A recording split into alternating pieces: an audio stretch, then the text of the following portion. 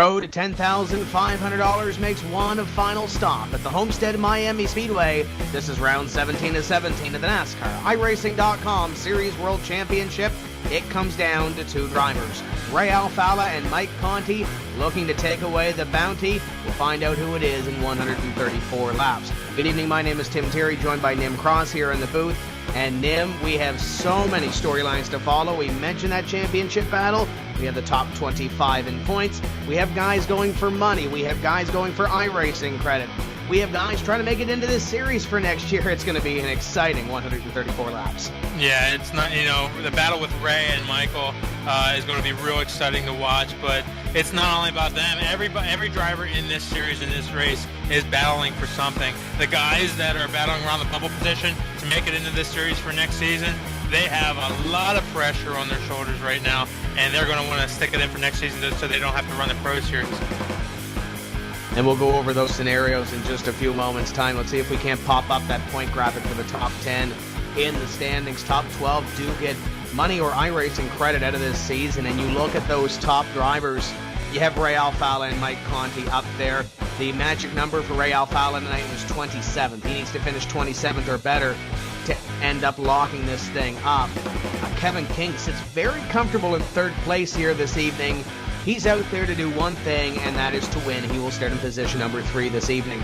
Patrick Baldwin, Brian Schoenberg, Nick Ottinger sit 4th, 5th, and 6th in the standings. And Nim, that's the position we really need to watch here this evening, because Baldwin, Schoenberg, and Ottinger, there's only 1 point between those two drivers. Yeah, they're in a really good fight, and we'll definitely have to keep an eye on them for this race. And let's not forget, the winner of this race receives $10,000, or the winner of the championship for this series receives $10,500, a ring, a NASCAR ring from Jolston's, just like all the NASCAR champions get. He'll also get a NASCAR champion's jacket, and he'll go down to Florida to stand on stage, where all the NASCAR champions will stand at in Homestead down in November. Second place points, or second place money, will be $3,500. Third place money, $1,500. Fourth place, $1,000, and $500 to fifth place, and then it pays on down to 12th. And you talk about all those accolades that the champion's going to get. Let's bring Nick Rend in from NASCAR before we get going here. Nick, what an awesome season this has been, and we're going to close it off in style here with one more race at Homestead. I cannot believe that we're already finishing our third year with iRacing. This year has been been unbelievable to watch these guys battle it out on a bi-weekly basis, and looking like Ray's going to be pretty tough to dethrone. And you talk about the championship battle coming in. Ray did everything last season, won the championship. He told me at the start of the year, I want to do it, but I want to do it better. 5 wins this season, and he continues to rack up the trophies. But you look at Mike Conti, 14 years old. He's 15 now, makes it into the series, and really he's got nothing to lose tonight. I think it might be interesting to see that youngster, see what he has for Ray Alfalla. I agree. With these products, things that iRacing is doing, the accessibility that this stuff affords our fans is second to none. And, this is really a forum for us to help develop and bring exposure to people with real talents. And who knows where guys like Mike and Ray will end up one day. It's really just the tip of the iceberg for all of us. We'll talk about some of those new iRacing innovations as we go through the show here. But Nim touched on it. The money is big, $10,500. The ring is big. It's a NASCAR championship. And they go to Homestead Miami Speedway, and they get the pre-driver introductions. They get the check. They get everything else. This is really a huge deal, not only for iRacing and the champion, but for NASCAR as well. It is. Like I touched on earlier, this is a real NASCAR racing champion, and these guys are competing in a series that's unique as our form of racing is. This is the best in class, penultimate virtual replication of racing and NASCAR racing that anybody will find anywhere. And these guys are really working hard, and if fans really have the opportunity to get in, join up, race for a couple months, climb your way up, you'll really see that it takes as much work, as much dedication, without some of the safety risks and some of the money that's involved in real life. But it's certainly a way for you to test your skills against the world's best virtual race car drivers, and who knows where that'll take you. The only thing that it might hurt is pride when you're battling with your buddies going 2 and 3 wide at Daytona and Talladega. Before we get to the grid, also want to mention that coming up here in the winter months and throughout the 2013 season, California and Kansas, the last 2 Sprint Cup Series tracks that are currently not on iRacing, they're going to be here in a few months' time, and also the Ford model is going to be in as well. So there's going to be multiple manufacturers in the iRacing Class A car, so that's going to be exciting as well to see those 2 innovations come in, and I know NASCAR is excited about that. Yeah, I mean, we've been, as anybody that follows the sport knows, the virtual iRacing series, it's a lot of work to put together. We've been growing it on a yearly basis, really methodically, and I'm so pumped that we're going to have Kansas and California in there. Those are 2 great racetracks. We're going to be able to complete the entire series. The addition of Ford and some enhancements that we're making not only at the Sprint Cup level but also in the NASCARracing.com series level are really going to bring a lot of innovation and really test the drivers as things change on the tracks and with the cars. And it's going to be exciting to see these innovations as we go forward. Nick Rend from NASCAR, stick with us here. We're going to go through the qualifying grid for the final race of the season, round 17 of 17 from the Homestead Miami Speedway.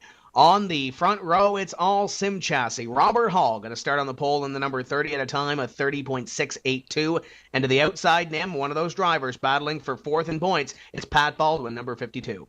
All right, number 2 on the inside, we'll have Kevin King, car number 29. Outside of him, car number 53, Jeremy Thornton. Looking to make a little bit of history this evening, it's the number 60, Jason Karlovich, going to roll off from position number 5. To the outside, 27, Cody Bias. Brian Schoenberg will go off 7th. Joshua Lofton will go off 8th. Completing your top 10, the 05 to the inside of Nick Ottinger, and to the outside, 2nd place in points, the number 5 of Mike Conti. Inside row number 6, you have Marcus Lindsay. Outside of him, you're a champion from last year and going to be possibly champion this year. Car number 2, Ray Alfala. Alex Warren will roll off position number 13, and to the outside, it's the 16 of Thomas Lewandowski. Byron Daly will go off 15th. 16th will be Chris Overland. 2 drivers looking to make that top 12 in the point standings. It's Michael J. Johnson, 39 to the inside, and to the outside, 84, John Adams. Chris Main and Josh Connors will go off 19th and 20th. Brian Blackford will roll off position number 21, and welcome back to the Series 23, Josh Parker. 24th, the French Connection, Cyril Nussbaum. 25th, Rob Ackley. Rolling next, it is the 24, the Mohican Missile, Pedro Mojica, and the 89, it's the Viper, Landon Harrison. Vinny Sansono will go off 28th. Right next to him will be Gene Costa, will go off 29th. Brandon Bookberger will roll off position 30. 31 is Charles Cosper. Tyler Hudson will go 32nd, and Brad Davies, 33rd. Completing your field, Chad Coleman, John Gorlinski, 21, and Florian Goddard, the 4. I believe we missed Jake Sturgis in the lineup, number 41, your Las Vegas winner from earlier in the season. Drivers on the back straightaway getting ready to go green for the first of 134 laps. And Nim, the first thing I see, those first 2 rows are all Team Sim Chassis. Yeah, they look strong out there. They're definitely strong here at Homestead. One of the things I noticed, Ray Alfala starting 12th and Conte back in 10th. That's pretty far back for these guys. They're going to have to work through this field. The first racing Ford Mustang pace car into the infield. Robert Hall is on the loud pedal. Round 17 is underway. Green flag flies. Robert gets a jump on the 52 car as they go down to corner number 1. Those guys will clear it, but back in the pack, it's 3 wide for that 7th position. Cody Bias dropping like a rock on that outside line in 27. He's going to lose about a half dozen positions. Ray Alfala makes his way underneath in the number 2 as Alfala picks up 1. Mike Conti just in front of him as Marcus Lindsay works to the inside in the 1. Yeah, the 1 car, Lindsay, is on the inside. Conti up there on the outside. The 77 car, or 37, whatever that is, it keeps on drifting back. Probably not real happy with that setup here on the early stages. Up here just outside the top 5, it's Nick Ottinger to the outside of the 05 on the 40 of Josh Lawton. Lawton on the inside trying to fend off the challenge from the Ream Chevrolet. Down the back straightaway as Ottinger gets a little tail happy at a 2. Nice thing about this racetrack is it has progressive banking. Down on the inside, it's banked pretty high actually down the inside. The middle of the track is banked slightly more than the inside, and the outside of the track, the very upper groove, is banked way more than the middle or the inside. So it's got progressive banking as you go up the banking. What that allows for is allows all these drivers to use the whole track. So we should see a lot of good 3-wide, 2-wide racing around this track. You look back at Ray Alfala from Marcus Lindsay's number 1 car. Lindsay now looking up at the 5 of Nick Ottinger. And I think back here, Nim, Marcus Lindsay was strong in that Pro Series last season. He kicked off that season here at Homestead Miami Speedway by winning the race here. So Marcus is no stranger to victory lane at this venue. Watch for him to be strong as we come down to the later laps. Yeah, Marcus definitely did have a really good showing last Pro Series, and he's had a pretty good showing in his inaugural NASCAR iRacing.com Series World Championship. He's been a front runner and a challenger all season long. Report that the 84 John Adams may have scraped the wall here on the last lap, this time by 4 laps completed for your leader. And your leader is Robert Hall in the number 30. Hall this season has been pretty impressive as he sits up in the top 10 in points. And he's pretty comfortable coming in to this evening's racing action in that 10th place point position. You know, Robert and his partner right there, Patrick Baldwin, that whole team has really made some big improvements this year. They work well together. They've been strong in many races. Thinking back to Kentucky, that comes to mind real quick where they ran so strong. But this team is definitely a force in the NASCAR iRacing.com Series World Championship. We're looking back here, position number 16. It's Brian Blackford making up a spot coming into this evening's racing action. Blackford 24th in the point standings. Chris Oberlin in the 47. He's missed a couple of races. He's going to have to make his way through that Pro Series this season, Nim, as he's trying to finish off this NASCAR iRacing.com Series World Championship on a high note. Yeah, his competitive racing here will start it back up here in a couple weeks when the Pro Series gets started in quarter number 4 of this year, and he'll try his best to requalify for this series when they get around to Daytona next year and when we kick off the season in 2013. You're watching second, third right now, Patrick Baldwin and Kevin King. Kevin King closing in on the 52, and they're both closing in on the 30 of Robert Hall. Hall looking to hold off the 2 behind him. The 5th car, Jeremy Thornton, got himself in a little bit of trouble in the last lap on the back straightaway, but he was able to gather it back up, and as he crossed the line, he was 4th last lap. He'll fall back a couple spots this lap. I'm sorry, he'll fall back to 7th on this lap.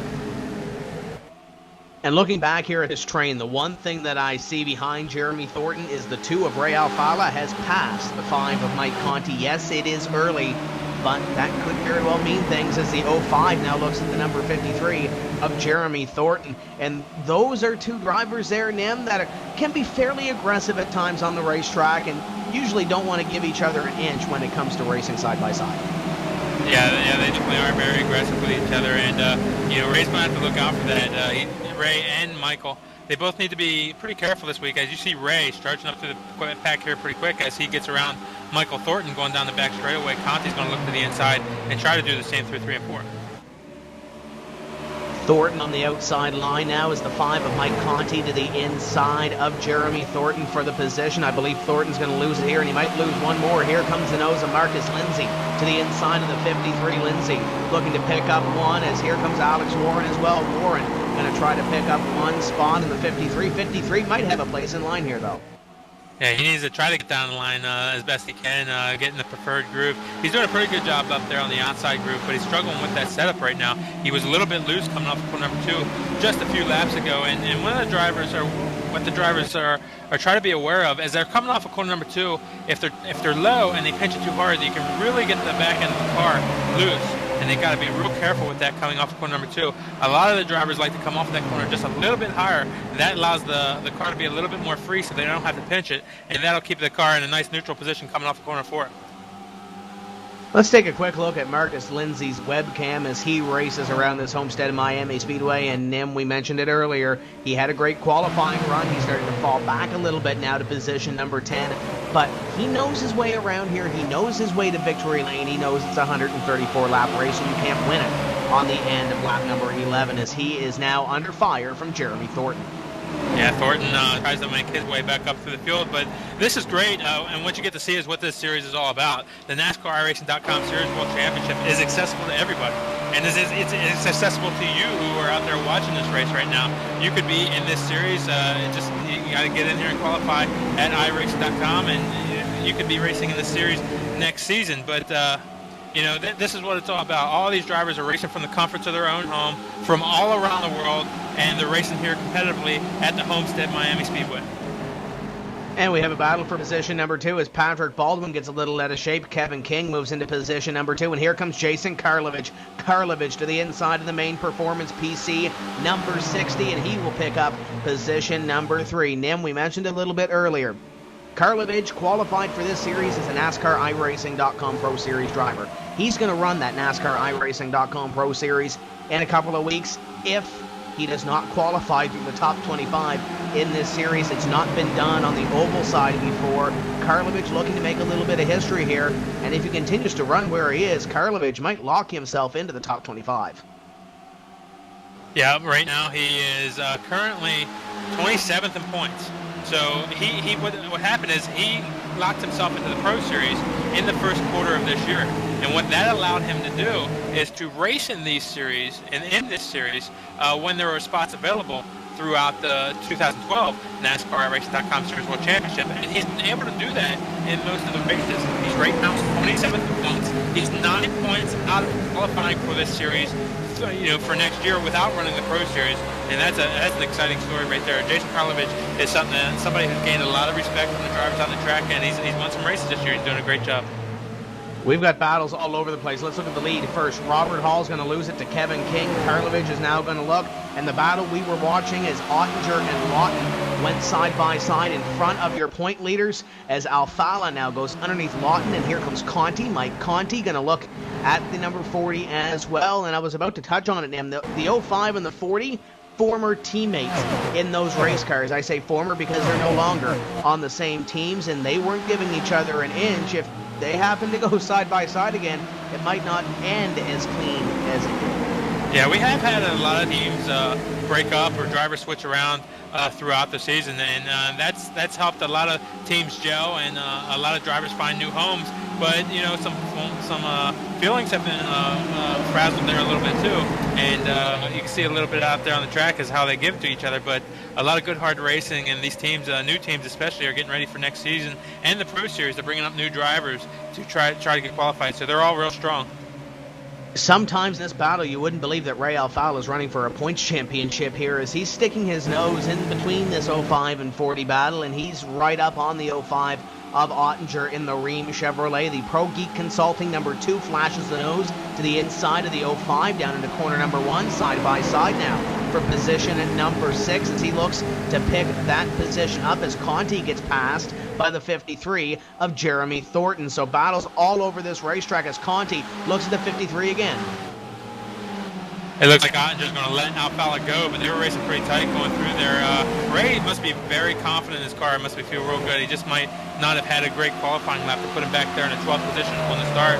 But right now, he looks very confident as he's getting around all of this pack. And now he's going to set his sights on Schoenberg, who is about 30, 40 car lengths up ahead. It looks like Jason Karlovich is going to move into position number 2, as you saw that pass on the number 30 of Robert Hall. Hall will now be in position at number 3 as they chase Kevin King. Kevin King begins to walk away from this field, 0.4 of a second between your top 2. Top 5 now, single file. It looked like Mike Conti was going to go back after Jeremy Thornton, but Thornton now maintains that spot as Conti going to get a run off corner number 4 and looks to put it in to corner number 1, but nothing doing there for the 5 of Mike Conti. He remains in position number 10. I think Mike probably wants to be up there with Ray and get away from this pack that he's in right now, but he's struggling just a little bit. He was ahead of Thornton just a few laps ago, and Thornton was able to get back around him. So right now, he just needs to be patient. We got a long way to go in this race. We're on lap number 20, going to start 21 next time by.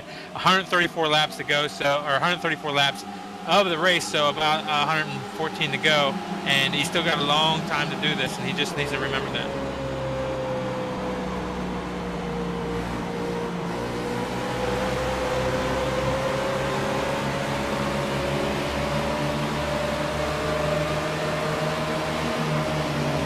Riding on board with Mike Conti up ahead, you see 53, you see 40, and you see 05. And that 53 of Jeremy Thornton, you have to believe that maybe the mentality's a little razzled there. Qualified well up in the top 5 and then fell back early outside the top 10. And now he's going to make up all this ground over again. Yeah, real tight battle up ahead of Conti right there. They got to be real careful as the 40 car of Joshua Lofton was getting passed by Jeremy Thornton going in corner number 1 there. He made it real tight on Thornton down to the inside. Now Conti looks to the inside going in corner number 3. But it looked like Joshua Lofton didn't really want to give a whole lot of room as Conti slips up a little bit and almost hits the door of the 40 car, but he's able to keep out of it. 40 car of Josh Lawton looking to maintain a couple of positions here within the top 10, but he's going to fall back to the 5 of Conti. Conti to the inside, Lawton to the outside. The 1 of Marcus Lindsay looks on from behind in position number 11. The 1 now looking to pounce on the number 40 as the 5 tries to clear him here. He will into corner number 3. Yeah, that's allowing the top 8 cars to pull away just a little bit as Conti was able to get around the 40 car right there as they come off corner number 4. The 40 car is still fighting pretty hard with him, and but Conti now has the line going to corner number 1. Let's see if we can pull away. Ooh, Josh Lawton cut a run going into the corner and nearly put it on the back bumper of Mike Conti in the 5. Close quarter racing there as the 1 of Marcus Lindsay also looks on. This is the battle for position number 9 on lap number 24 of 134.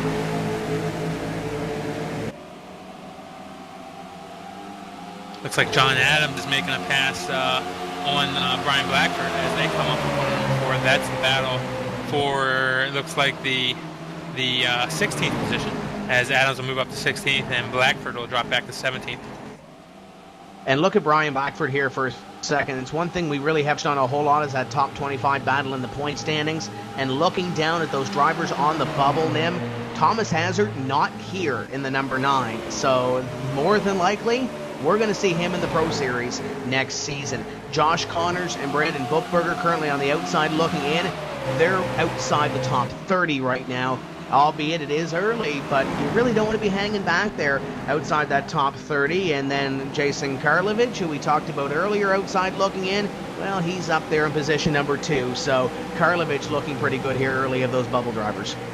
And we got a battle for the 4th position up front as the 55 car of Brian Schoenberg will get around the 52 of Patrick Baldwin going into corner number 3. Real tight going into corner number 3 there, but Schoenberg was able to pick up the position. And the battle in points between Schoenberg and Ottinger. Schoenberg gets a little wiggle down the straightaway. It's simple. Schoenberg needs to beat Ottinger. Ottinger needs to beat Schoenberg in order to get position number 5 in the standings. And if they can beat Patrick Baldwin by a few positions, who is currently tailing Schoenberg and now to the inside of Schoenberg, they might be able to pick up position number 4 as the 52 works to the inside of the 55 of Brian Schoenberg. Yeah, the 55 car pinched him down just a little bit, but kept his line going through 3 and 4 there. The 52 car of Baldwin not able to make the pass right there. And we talked a little bit last week about how a couple of these drivers aren't real happy with the 55 car right now, and we even saw that in the lead up to the show tonight. Some of the drivers out there are, some of the talk is that, maybe it's the last race, maybe, we'll see some even up coming up or whatever, but right now everybody seems to be racing pretty clean. Yeah, you saw it a couple of weeks ago. Essentially, if you weren't here, the 55 and 29 got together, among others, those middle of the race. And Kevin King didn't like the way Brian Schoenberg was racing him, and Schoenberg was shown the business by Kevin King, and the bump and run was used at Chicagoland. And then there was a little bit of a tussle on the last lap as well. So Schoenberg right now looking to put that all behind him and win his first NASCAR iRacing.com Series World Championship race. But right now, in position number 4, albeit it is early, still over 100 laps to go, and Schoenberg right now pulling away from Pat Baldwin. Right behind them, though, Ray Alfala is closing in on this battle, about 5-6 car lengths back to Ray. Ray currently running in the 6th position. He's 2.9 seconds behind the leader currently. We'll keep an eye on that to see if he's gaining on Kevin King or not, but Ray making his way up to the field starting from 12th, now finds himself in the 6th position. And he is closing in on that battle, as you mentioned, between 55 and 52. as the Pro Geek Consulting Chevrolet Impala tries to close in on his second consecutive NASCAR iRacing.com Series World Championship. Just a couple of positions behind there, Jeremy Thornton looking at Nick Ottinger, and looking back here through the top 10, it looks like everybody is status quo right now, single file, trying to log some laps and get to that 134 lap mark. Yeah, we're working lap 31 right now, and pit stops we'll have to start thinking about here soon. We'll probably, it's a 134 lap race, so, to make it to halfway, it's going to be tough to do on this. So maybe, 60 some laps is possible, but doubtful. So we'll see. Maybe some guys are out there looking for some possible, saving some fuel, but the 05 is being passed by Jeremy Thornton right now. See if anybody make it halfway and make it a one-stop race.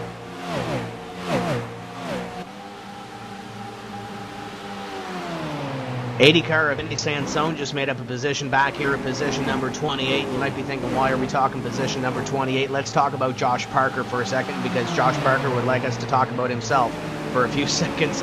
Josh Parker has missed a couple of races, Nim, but he's been focusing on the Dare Stock at Stafford Motor Speedway. Recently picked up a ride there.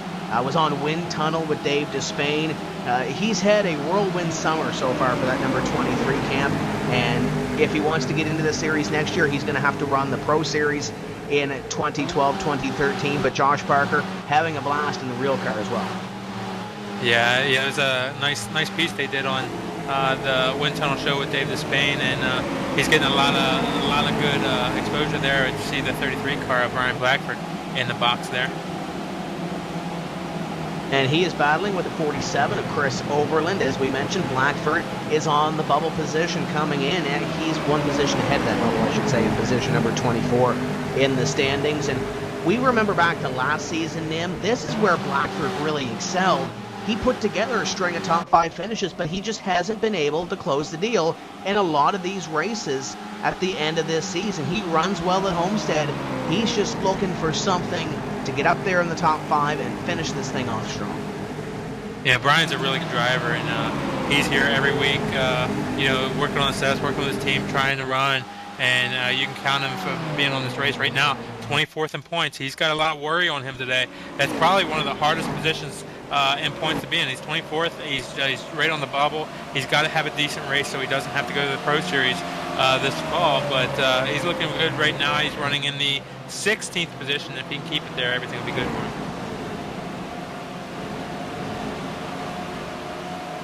And just ahead of that, Nim, is the number 91 of Byron Daly. And we remind you that if you're watching the race here this evening and you want to chime in on the action, put up Twitter, hashtag NiSWC Finale. That's hashtag NiSWC Finale. The most creative tweet, as picked by the PSR TV staff, will receive a $25 iRacing gift card.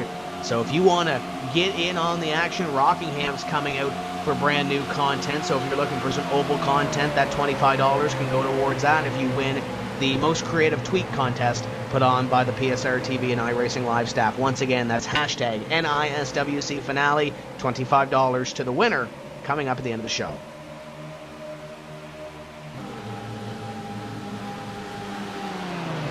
We talked earlier about Ray being 2.9 seconds back just a few laps ago. Right now he's 3.2 seconds back. So Kevin King looking strong, and Jason Karlovich closing in on him. So Jason Karlovich only about 0.3 of a second back to Kevin King right now in second place. So Karlovich is going to put the challenge here to King shortly.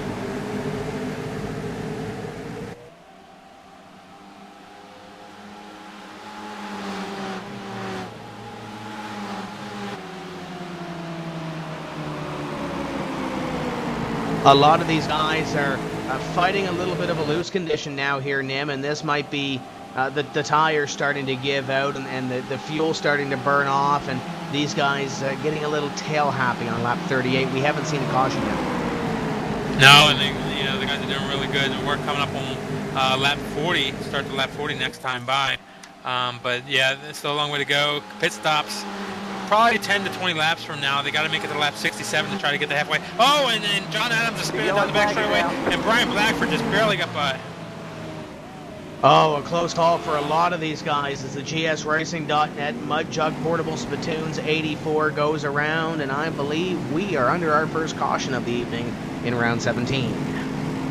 Everybody was able to get by, and that's part of coming off corner number 2 there. We talked about it earlier. It's very tough coming off corner number 2, and you can see he got loose as he's coming off corner number 2 down to the inside there. He tried to correct it. It got away from him, and he spun down the back straightaway. Had a little bit of contact with the front of the car, but it shouldn't be too bad. But that puts us under our first caution of the night.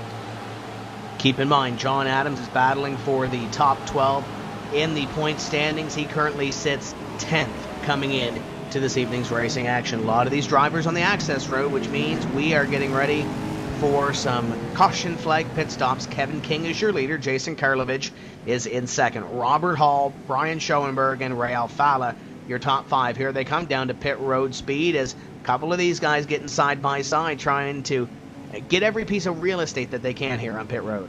Yeah, we talk about it every week. You can make up a lot of time on pit road, a lot of positions, possibly even do better at making up positions on pit road than you do out on the racetrack. So this is a very critical time, and just because they're going slower doesn't mean it's not important. This could be actually more important than what they're doing on the racetrack. Every second counts down here on pit road as the 29 car of Kevin King getting service to his car. 4 tires on the Alpine Stars Hot Tamales number 29. Does he win the race off pit road? It is close between he and the 60, but I believe the 29 may have edged Jason Karlovich. Yeah, that was real close. That all coming off of the corner there. Karlovich was really strong later in that run there, so we'll see if he can put the challenge to Kevin in this second stint, or if Kevin made some possible adjustments to that car to get better. But right now, Jason Karlovich and Kevin King, the 2 strongest cars on the track.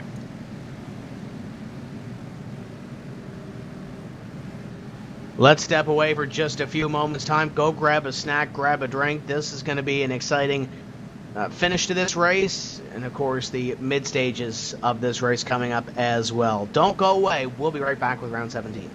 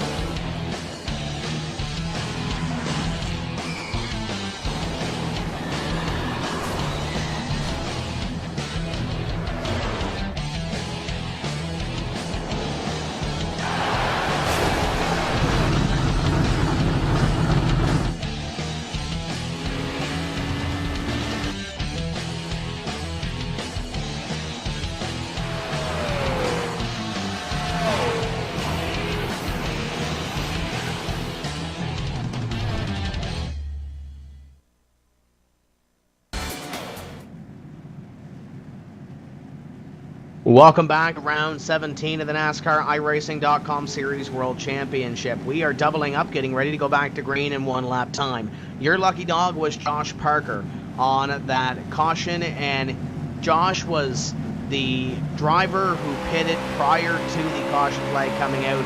Pitted a couple of laps early, maybe tried some different pit strategy, and obviously it didn't work out for him, at least at this point. He's still listed as 1 lap down in the 23. Yeah, still plenty of time to go in this race to get that second lap back. Down the back straightaway, getting ready to go back to green. Your top 5 look like this. Kevin King is your leader with Jason Karlovich in second. It's Robert Hall in third. Brian Schoenberg in fourth. Ray Alfala, your top 5. Completing your top 10, Patrick Baldwin in 52. Michael Conti in the 5. Jeremy Thornton 53. Nick Ottinger in 05. And 40 of Josh Lawton. That's going to be an interesting 5th row.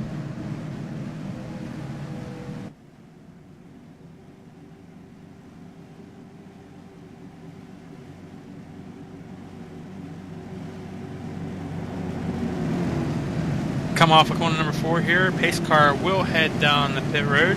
Kevin King will lead him back to the green flag. Green flag is out. Kevin King. Oh, Mike Hall gets a real good jump right behind him. So he'll challenge Karlovich as they go down in the corner number 1. Textbook restart from the 30 of Robert Hall. Hall now 2 second. Here comes Karlovich. Karlovich falls into line in 3rd. Alfala 4th.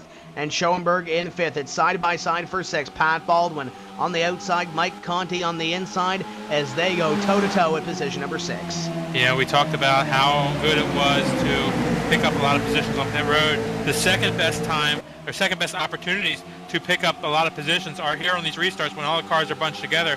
You saw Robert Hall there to pick up position on Karlovich, and a lot of the drivers are trying to do the same as they're so close together. 40 and 05. We need to watch this battle right here as the 40 tried to make a move on the 53, and the 05 was there as the 40 made that move. And now the 40 better run and hide, because I think Nick Ottinger, knowing him, he's probably seeing a little bit of red. Yeah, it's easy to get the red mist, as they call it, inside these cars when you get wronged a little bit. But as smart drivers, you have to be cool, you have to be calm, and realize where you are at in the race, so you can get to the end. But yeah, it's real easy to get mad at somebody. And if you're Nick Ottinger, you really have to look at the big picture. He really has nothing to lose right now. He's got about 40 points between himself and the next position back in the standings. But in front, he's got 1 point between himself and Brian Schoenberg, and that difference is iRacing credit and a little bit of cash for that position number 5. So he's got nothing to lose here tonight, Nim, but a whole lot to gain. So he might want to think big picture here as he battles with that 40. Yeah, he looks like he's got it together, and he's running a good line right now, and not looking like he's racing too mad, but he's doing a good job right now. Lap 47's got a long way to go, and he does, it's a significant money difference between that 4th and 5th place, and it's 4th place gets paid $1,000, 5th place $500. So $500 is a lot of money to me and you, huh? Indeed it is. Just in front of them, there's a couple of teammates battling for positions. I see Pat Baldwin and Jeremy Thornton, 2 Sim Chassis teammates, battling for position number 7. And just in front of them, it's Mike Conti and Brian Schoenberg, the J-Show Motorsports teammates, battling for the 5th place spot. The Oboto Gaming Cockpits number 55 currently leading that battle.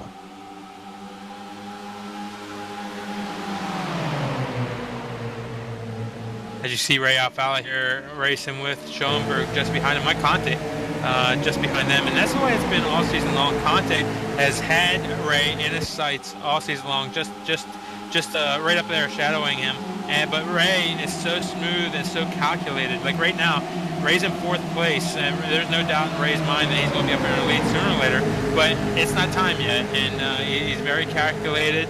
And he's waiting for his time, and right now we're getting ready to start lap number 50. He's in a good spot, nice safe spot. He's got a little bit distance car in front of him, a little bit behind him, and he's just running laps. Michael Conte right behind him.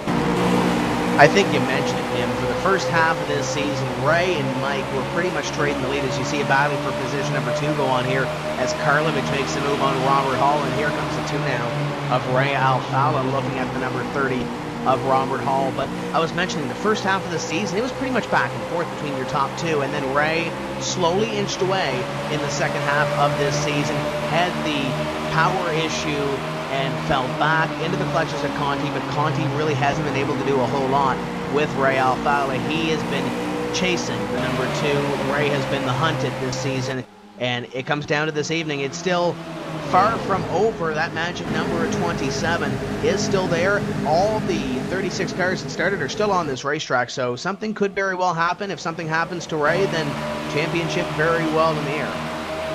We talk about Conte also. This is Michael Conte's first season in the NASCAR Racing.com Series World Championship.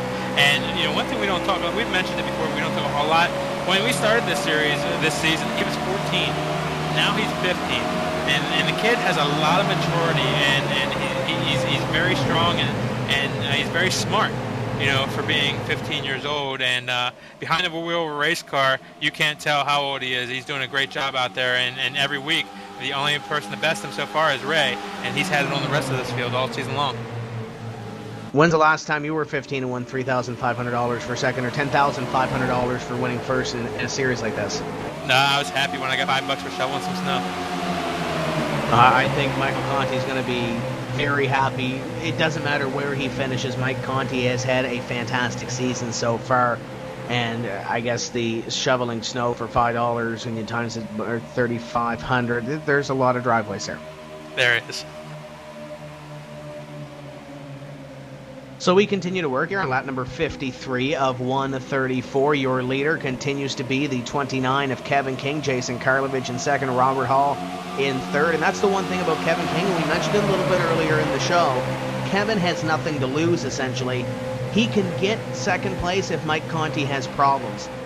Patrick Baldwin can get position at number 3, I believe, if Kevin King has problems. There's 40 points between there. When you factor in drops, that could be a little bit different. Kevin really has nothing to lose here this evening, just to go out and win this thing. He wants to finish his season off on a high note.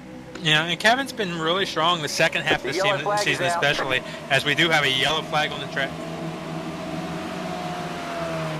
Josh Parker is the reason for the caution, and he's going to come down in the infield here and try to make his way back out onto the racetrack. And that would have been your lucky dog spot, but because he's to caution him, I don't think he will be getting that, as he goes around on the back straightaway, and it looks like it might have been all by himself. Yeah, he got into the dirty area of the car in front of him. That was the 7 car. He got in that dirty area and come off the corner. He lost the back end. Tried to save it, spun it around, and he got the outside of the wall with the left side of his car. And it didn't look too bad there, but definitely some damage on that number 23 GSR car. And as everybody decides to come down pit road, the one driver that we saw there, Chad Coleman in the number 7, you got to give a credit to him for this season. Got that top 5 finish at Las Vegas and really carried that momentum throughout the year. We'll see him next season in the NASCAR iRacing.com Series World Championship, and looking for bigger and better things from the number 7 team next season as the field comes down onto pit road. Yep, everybody heading down pit road again there. Chad or Josh Parker staying out. But everybody's getting, maybe we'll see some possible 2-tire stops here. You had a little bit of a short run. If we're going to see 2-tire stops, I believe this is the time we're going to see. Oh, Ottinger overshoots his box by about 3 boxes. I believe somebody up there as well might have missed it as well. I think Thornton also missed his spot. Yeah, there's a couple of guys that made huge mistakes on this stop. Kevin King is going to win the race off pit road of those guys, but Ray Alfala, there is your gamble. He wins the race off pit road. The Pro Geek Consulting number 2 out far ahead of the 29. Yeah, I had to go back and check, but Ray probably only took 2 tires there, as I believe maybe a couple other cars only took a couple tires, so we'll have to see.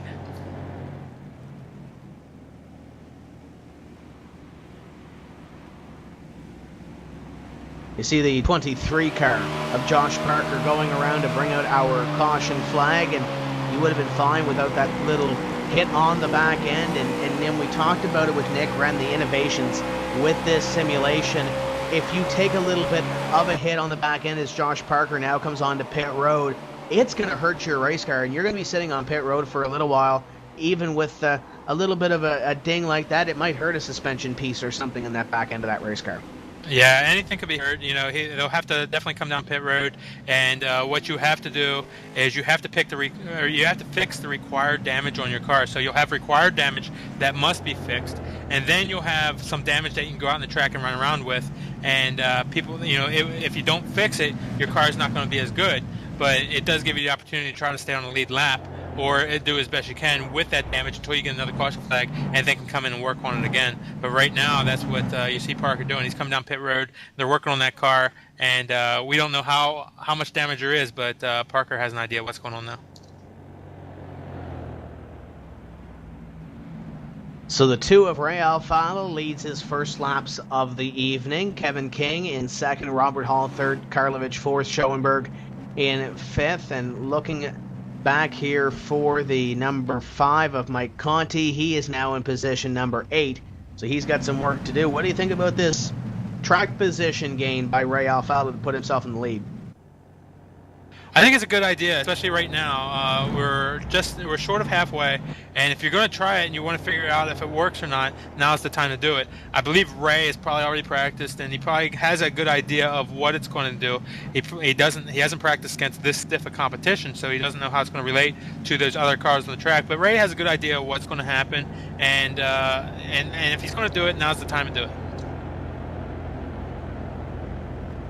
And looking back, Nick Ottinger overshot his box by 5 or 6 different stalls. He's going to be back in position number 26 when we throw the green flag here. So a huge loss for the 05 team of Ottinger as he falls back outside the top 25. We are doubled up and getting ready to go green. And looking down here as well, Nim, the one person that I'm seeing starting to creep his way into the picture, that's the Sea Giraffe of Josh Connors. He sits in position number 16 right now. We talked about him being outside the top 30. Connors is there when it counts and starting to make his way up to the front methodically, and Connors looking to lock himself into this top 25 before this night is done. Yeah, he's got ways to go, and he's just got to play it smart. Towards the end of this race, a lot more action can happen, and he's got to stay clear of that, just get himself the best finishing position possible so he can try to avoid running in that Pro Series. But, the Pro Series is going to be very competitive. You want to try to avoid that. You can to be locked into this series next season. We'll see if he can do it. The worst thing for him right now, Marcus Lindsay, Brad Davies, Jason Karlovich, Brian Blackford, the drivers that he's racing to get into that bubble, they're all in front of him right now. So he's going to have to definitely get up on the wheel on these closing laps or the second half of this race. Pace car in, Alfala gone. Green flag flies, and the 2 is shot out of a cannon. Kevin King on the outside line did not anticipate that coming. It's the 30 now underneath the number 29. Yeah, Ray is basically allowed to start the race whenever the pace car leaves the track, and he went as soon as the pace car left the track. That caught Kevin King out. Robert Hall was right there, though. Robert Hall's going to pick up that second position, and now we have a battle for that 4th position as the 55 car of Brian Schoenberg is down to the inside of the 60 car. That's Jason Karlovich up there on the outside. Schoenberg to the inside, Karlovich on the outside. And here comes 29 back on the 30 as well. The 40 and 5 look on in the battle between 55 and 60 as Karlovich on the outside tries to hold off Schoenberg. It's not going to happen. Schoenberg to position number 4. And now look who is on the track nose to tail right now. 55 and 29. There's a little bit of history there, Nim. Yeah, those guys that we talked earlier in the race, they ended up coming together here a couple weeks ago. And we'll see if anything's going to come of it. And you said earlier, Kevin's really got a whole lot to lose in this race, so the 55 car does have some possible positions he can lose and stuff like that. So we'll have to be careful of it. Brian, I think one of the things that some of the drivers don't like, Brian hasn't been very apologetic for what's been going on the track. And from his point of view, nothing wrong happens. So we'll see if anything comes of it. 11 and 53 we're going at it there for a couple of laps. Nim is the 53 just ahead of the number 11 of Brad Davies. And you want to talk about guys that have had rough seasons. There's one right there in the number 11 of Brad Davies. He was up front these last couple of years and has fallen off the horse a little bit, missed a couple of races, but now he's just trying to lock himself into the top 25 in points as he tries to continue to work his way up through this field. Yeah, Brad was second place to Richard Towler, our first champion here in the NASCAR Racing.com Series World Championship. And Brad has always been very strong. He has got a number of wins, and he's getting the wall right there coming down the front straightaway. But, Brad is a very strong driver. He hasn't had as much time to commit to it this season, and has had some bad luck. But hopefully we'll see him back strong next season. 1 and 53 is the 53 of Thornton, the 1 of Marcus Lindsay go at it. The 33 just in front of them are Brian Blackford, the 11 of Brad Davies. There are some drivers here that are involved in this top 25 bubble. You look at the 33, you look at the 1, you look at the 11. They've got a lot to race for here this evening. Yeah, they do. They definitely want to try to get in this and qualify for this series for next year. And we talk about the Pro Series. The Pro Series is a qualifying series that all the drivers in the service now are trying to get into. And what happens is through all this year, there have been competitions each season to gain a spot, gain a Pro Series license, so you can make it into the Pro Series coming up this fall. And the Pro Series will consist of 25 drivers who have qualified from the NASCAR A Class Series on for the first 3 seasons of the NASCAR A Series on iRacing.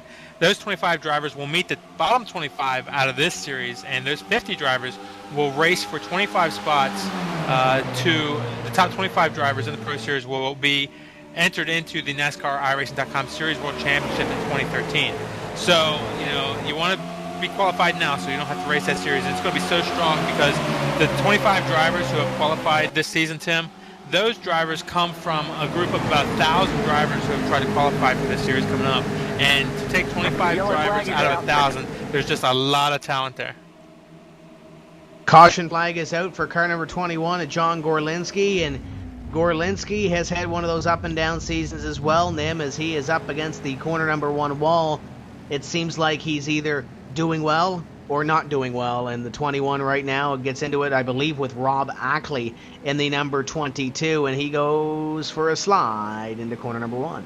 Yeah, the 22 car got up in the fence just a little bit right in front of the 21 car, and the 21 car got a little bit loose trying to avoid, and he spun down the front straightaway, but didn't make any contact with the car. So as you see him spinning down the front straightaway here, but 4 new fresh rubbers on that car, and he'll be good to go. Yeah, he was up against the wall, but he did not hit that wall. The number 21 driver, John Gorlinski, great hands there to keep it off any of the barriers around this racetrack. The 2 tires of Ray Alfala held off the rest of the field, but it looks like the field is now coming onto pit road. So maybe they saw those 2 tires play into the hands, as here comes 60 and 55 to the outside. They are going to stay out on the racetrack. I think we're going to have some strategy play out here. Yeah, this should be very interesting. There's about 10 laps maybe of running on that last caution, maybe a little bit less than that. So the tires should be pretty good, but the guys behind will have better tires, that's for sure. 2:29 as they race down pit road. Ray Alfala trying to get some track position here as he did on the last stop. What does he do? It's right side tires for the Pro Geek Consulting number 2. Do they decide to take 4? It looks like they will. 4 tires in the number 2. Yeah, one thing is if you do 2 tire stops, you're going to want to do 4 tires the next time you come in. So right now it looks like most everybody's taking 4 tires. The couple of guys up front, Thornton and Davies, looks like they took 2 tires. Davies, Thornton, and Robert Hall, your first 3 off pit road, but there are about a half dozen that stayed out on the racetrack. Karlovich, Schoenberg, Conti, Parker, and Costa stay out on the racetrack. I believe John Costa and Josh Parker are laps down, so that would put your top 3 as staying out on the racetrack. Karlovich, the 55 of Schoenberg, and the 5 of Conti. While we're under caution here, let's give a quick plug to the NASCAR iRacing.com World Tour event that's coming up here this weekend, the Talladega 500. All members of the iRacing service will be able to run the Talladega 500 on October 6th at 11 a.m. Eastern time, that is. And if you were if you're a part of the service, you'll be able to get in and run 188 laps on the World Tour Talladega 500. And another event that's coming up that was really popular last season, and I'm sure is going to be popular again this season, is the iRacing Pro Race of Champions coming up on Wednesday, December 12th at 8 p.m. And looking back last season, if you're new to the iRacing service, this is the all-star event for real drivers to come out and test their skills against the others on the iRacing service. And the one thing I love about this event is it puts together drivers from all different disciplines. We had Ron Capps last year from the NHRA. We had Joey Logano from the NASCAR Sprint Cup Series. We had Brandon Davis from, I believe, the K&N West Series was here, and Scott Speed. They put on a show at that event, and a lot of these guys coming out to have a little bit of fun. Then you got guys like Cale Gale and Timmy Hill who are on here every second or third day, really honing their skills. Landon Castle comes to mind as another driver that's been on here. Essentially this year what they're going to do is there's 2 aspects to that event. They are going to race a Silverado, or a NASCAR Chevrolet Silverado at the Iowa Speedway, and then they are going to hop into a Mazda MX-5, and they are going to race at Watkins Glen International. So there is a road course aspect, and there is an oval aspect to this event. And it's an exciting event to come out and see these guys have a little bit of fun. Tommy Kendall was here last year. Bobby Labonte was here last year. There's so many stars that come out to this event. Once again, it's Wednesday, December 12th at 8 p.m. You might think it's a little ways away, but Christmas is coming, and that event is coming, and it's like Christmas for us because we get to watch these guys go at it. I can't wait for that event again this year. Yeah, and those drivers really love the event. They look forward to it and talk about it during their real race weekends. And I know that they look forward to this event here coming up on December 12th at 8 p.m. Eastern Standard Time. And we'll close on this one. Joey Logano was up in my neck of the woods at Riverside International Speedway, and I happened to ask him out of the blue about that iRacing Pro Racer Champions. His eyes just lit up. I want to do that again this year, so I would anticipate Joey Logano, at least one of those drivers, to be in the field for that iRacing Pro Racer Champions and having a little bit of fun in the off-season. Speaking about off-season, the off-season, or this caution flag, I guess, for this NASCAR iRacing.com Series World Championship event, set to come to a close. Josh Parker was your lucky dog or your eye dog on that caution flag. He gets waved around the pace car, and he is back on the lead lap. The first racing Ford Mustang pace car getting ready to head to the infield. Top three did not pit on that caution flag. Jason Karlovich is your leader, and Karlovich bringing him down slow. Here comes the green, and here comes Karlovich on the loud pedal as the green flag flies 60-55 in single file. Yeah, sometimes when you get a slow start like that, the guys behind get all jammed up, and it looks like they did again as we have a crash down the front straightaway. Oh, this one is big. Chris Overland involved in it. I believe Cyril Nussbaum, the French connection, Florian Goddard. Oh, Brandon Buchberger, one of those drivers battling for that top 25 spots involved.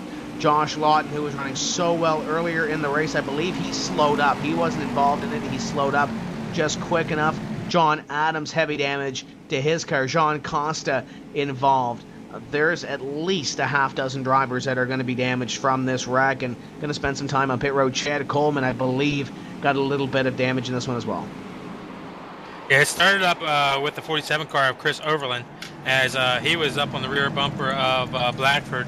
And the guys in back, it's real hard to see through the windows and past the spoilers to see what the leaders are doing. But, when you're used to a restart happening in a certain place and it doesn't happen, then, the guys got in back of Dancy in the 47 car and the 33 and the 1, they're touched a little bit, and that sent the 47 car around, and that just collected a bunch of cars.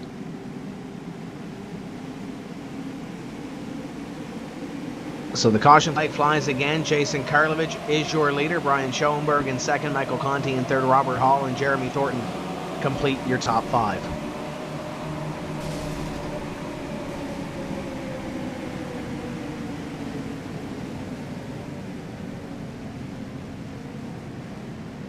So looking at this, obviously we didn't go any green flag laps other than the front straightaway here. But Karlovich, Schoenberg, and Conti hoping for maybe a couple of these quick cautions to maybe cycle themselves out and get that track position. Yeah, they're definitely, what they want to do is they want to be out front as long as it takes for the guys behind them to want to pit again, and then they'll have that track position. But and that's if their tires are good enough to keep them up there. But obviously a caution like this, you don't want this the whole way through. Just past the halfway point now, so got a long way to go, but they'll have to run on those tires to see if they can stay out front, and they should be able to do all right. They only have about 7 or 8 laps of green on those tires compared to the other guys, so I think they'll be all right. Let's step away for just a few moments' time. We are past the halfway point in this event. 75 laps, or 73 laps, check that, being worked on the board. Jason Karlovich is your leader. Don't go away. We'll be right back.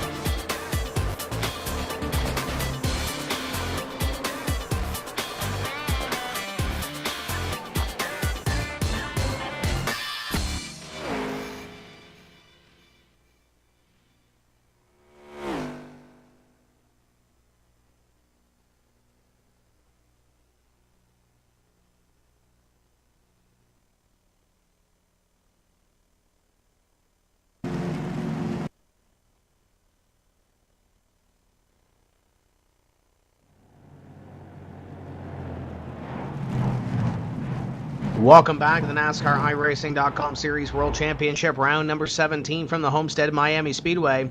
John Costa will be roped around the pace car this time, as he will be your lucky dog recipient, the 20 car. We'll be back one lap down. You know, we haven't touched on a whole lot there, Tim, but 20. Ray is looking for 27th or better. If he gets 27th or better, he wins the championship no matter what anybody else does. And right now, he's doing that and looking good. So we just have to keep an eye on that. Make sure Ray is 27th or better. Right now, it looks like Ray's running in the 7th position, and he's got a number of cars up in front of him and that are on older tires. He's on new tires, and he's going to have to be careful. This guy's Conte is in front of him right now. But he's back in the pack, and one thing that we've noticed throughout the season, Ray does a good job back in the pack, but that's when it's out of his control a little bit, and anything can happen.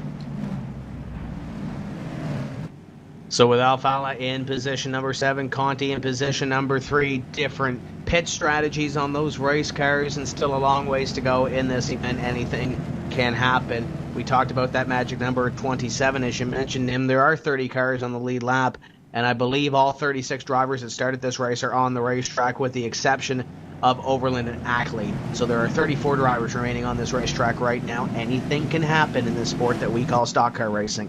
Jason Karlovich. Jason Karlovich will lead them out of turn number 4. The pace car is off. Karlovich takes them off a little bit quicker this time than he did the last time. The 38 car getting a little bit slow start back there in the pack, but Karlovich leads them down to the corner number 1.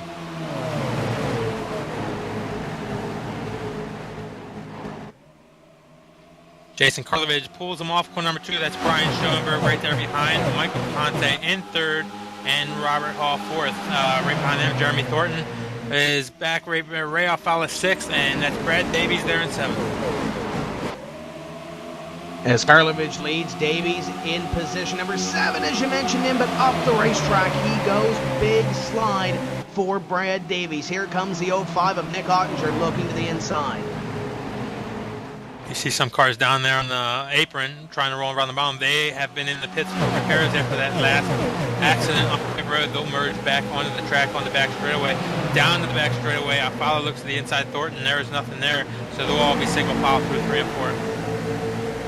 And just behind them, the 05 continues to close, and the 11 is fit. Oh, the 17 of Brandon Buchberger into pit wall as his night will end. Yeah, it looks like the damage is going to stay on pit road, and I don't think there's caution. There's not a caution yet, but it looks like they'll stay on pit road and get it cleaned up there. We won't need a caution. Looking at that 53 as well to Jeremy Thornton as he goes, looks at the battle in front of him between 30 and 5. Thornton was right up there, but maybe he might have saw what was going on there, maybe backed off a little bit, as Thornton in the sim chassis number 53 looks a little bit racy here. Yeah, Thornton's been up in the top 10 all night long, and he had a bad pit stop there just a few pits ago. That took him outside the top 10, but he's worked his way back up to the 5th place spot there through not taking any tires or taking only 2 tires. Now he's got Ray Alfala down to the inside of him. Ray's going to pick up that spot, but Thornton doing a good job in this race. Thornton going to lose 1 position to the 2 of Ray Alfala. Alfala now has to close in on the drivers in front of him. Meanwhile, Karlovich in that number 60 still leads his race. Schoenberg, though, in 2nd and closing in and looking to possibly take the lead here is 05 and 11 side by side. The 05 dives down to the inside of Brad Davies. That's car number 11. Ottinger down to the inside. Davies up on the outside. Looks good to see Davies having a good run here. But Ottinger not able to get the pass done. He'll see if he can do it through 3 and 4. 05 of Ottinger looking to close off this season strong and possibly with a top 5 run in the point standings as he makes the move on the 11. 16, 29 are going at it as well. I think this is the worst we've seen Kevin King position-wise in this race so far this evening as he runs in 10th. Yeah, Kevin back there, he's led pretty much most of the race, and he's quicker than the cars in front, but he's not able to get around them right now. That's Lewandowski right in front of him, and you can see him close up in the middle of the corner there on Lewandowski, but he really doesn't have a path by. So right now he's stuck in traffic, mired in traffic, trying to make his way around. As we work lap number 81 of 134, laps quickly ticking away here in the later stages of this NASCAR iRacing.com Series World Championship. Jason Karlovich continues to lead Schoenberg in second, and Conti now has company in the number 30. Yeah, that's Robert Hall right there in the 30 car. Look, working over Conti. He's getting right back there. Robert Hall, he has company in the 2 car of Ray Alfalo. So Alfalo right there in 5th place, and Conti 2 spots ahead. You ride on board the number 29 at Kevin King as you look up to Thomas Lewandowski, and now you look to the outside of the number 29. You see the 16, and look who's starting to creep his way into the picture. Nim here is the 01 just behind this battle of Tyler Hudson. Haven't called Tyler's name a whole lot this evening, but he is looking to keep himself in the top 10 of the point standings with a great run here. Yeah, Tyler having actually a couple of good runs here late in the season. He's working his way up, running 11th right now. So he's trying to make his way into the top 10. 40 there as well, making his way back up to the front of the field of Josh Lawton. Lawton runs just outside the top 10, and actually he runs further outside the top 10 because he's 1 lap down right now in position number 27, but you can see he's got a fast car. He's in that lucky dog position right now. Battle for the 4th position. Ray Alfalo takes that 4th place position away from Robert Hall, and now Hall is feeling the challenges of Jeremy Thornton. Thornton to the inside down the front straightaway. Jeremy Thornton will pick up the spot. Robert Hall will fall back in behind. Now, what does the 2 have for the top 3 who stayed out on that last caution flag? Michael Conti next up on the list for the Pro Geek Consulting Impala. 50 laps to go. Last time by, and from here, anybody pitted on that last caution flag can probably make it to the end, but probably maybe one more pit stop if a yellow flag comes out to see if we can make it to the end. But right now, 49 laps to go this time by, and Jason Karlovich, who can possibly challenge and qualify for the NASCAR iRacing.com Series World Championship in 2013, can do it from from just qualifying through these races instead of running the Pro Series. And he's made a splash this season regardless how he comes out of this race. He's won a race this season on the NASCAR iRacing.com Series World Championship, and he's run up front in the races that he's been in. So regardless how this race ends up, regardless where he finishes, this season has been a fantastic one for Jason Karlovich. If the rest of the Pro Series that are going to qualify this fall are as good as Karlovich is, a lot of these drivers are in trouble come next season, and that's going to be make for a really exciting season in 2013. 53 of Jeremy Thornton going to lose a position here to the number 30 of Robert Hall, as he had a little bit of a handful in that last corner, as he will lose 1 spot. Yeah, if you want to, anybody out there watching, you too can try to qualify for this series as you look at the rear bumper of the 53 car back on Nick Onger. If you want to be a part of this series, you can do it too. If you want to see what iRacing's all about, as we do have a caution flag on the track, just visit www.iracing.com and you can see we are, you buy 1 month and you get 2 more for free. Number 23, Josh Parker, is going to bring out the caution flag here, and I'm going to assume that the NASCAR iRacing.com Series World Championship officials are not going to be happy with the way Parker handled himself after he lost control of this car. 23 going to hit the wall on the inside, and then he's going to come back out on the racetrack and get into John Costa in the number 20. Those 2 drivers aren't involved in a point battle for this NASCAR iRacing.com Series World Championship, but I don't think officials are going to look very kindly on what happened with the number 23. Yeah, you see he gets loose and he spins down the front straightaway here. But instead of staying on the brake and keeping the car locked down, he just lets his car roll, and he comes back across the track rolling, and it takes out another driver, which is obviously not real good. But the 23 car, all these drivers out there need to take care of other drivers, because everybody works really hard to be in these races and to try to do the best they can. And when you get taken out by somebody's carelessness or negligence, you're not going to be happy about it.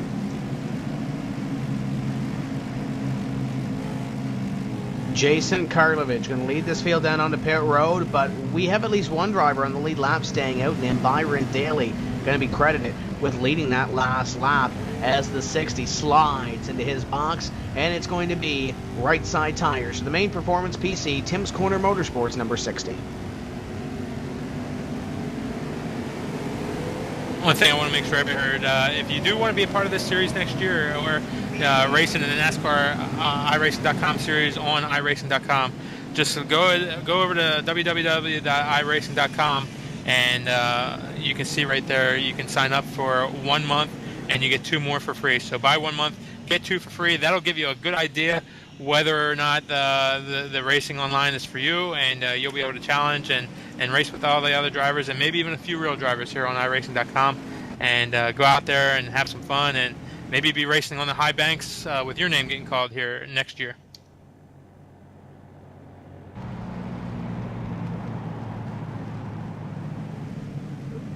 Byron Daly is your leader in the number 91 JDR Graphics Tim's Corner Motorsports Chevrolet, and it's the Twitter car. We remind you once again, your hashtag for this evening is hashtag NiSWC Finale. That's NiSWC Finale. Winner gets $25 in iRacing credit. And as we mentioned, Nim, a couple of new content pieces coming out. The big one out of the 3 that was announced this week, if you're an Oval fan, is Rockingham Speedway. And I can't wait to get on that racetrack. That is going to be a fantastic piece of content. And it's Rockingham. It's one of those racetracks that whether you're a short track fan or whether you're an oval fan in general, it just makes your hair stand up. Rockingham Speedway is coming to iRacing. I can't wait for it. Yeah, it's a really good 1 mile high bank driver's track.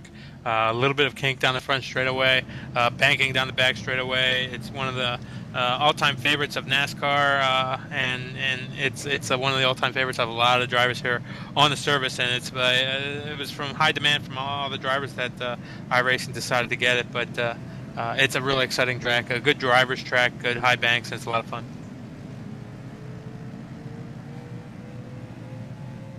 As Byron Daly continues to lead, and Daly looking at the standings, position number 9 coming into this evening's racing action. So Daly looking to really make a splash here, as the 40 of Josh Lawton will be your lucky dog, as he will be back on the lead lap. And I believe Patrick Baldwin will stay out, and he will get the wave around here to get back on the lead lap. So we should have 27 cars on the lead lap. And where did we hear that 27 number before?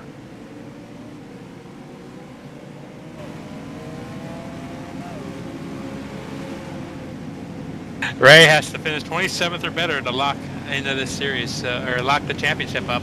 Saying he'll gain $10,500 down in Homestead, Miami, when he stands on the stage with the other NASCAR championship drivers, and he'll get his ring and his jacket too on the stage with the the Sprint Cup Series drivers down there.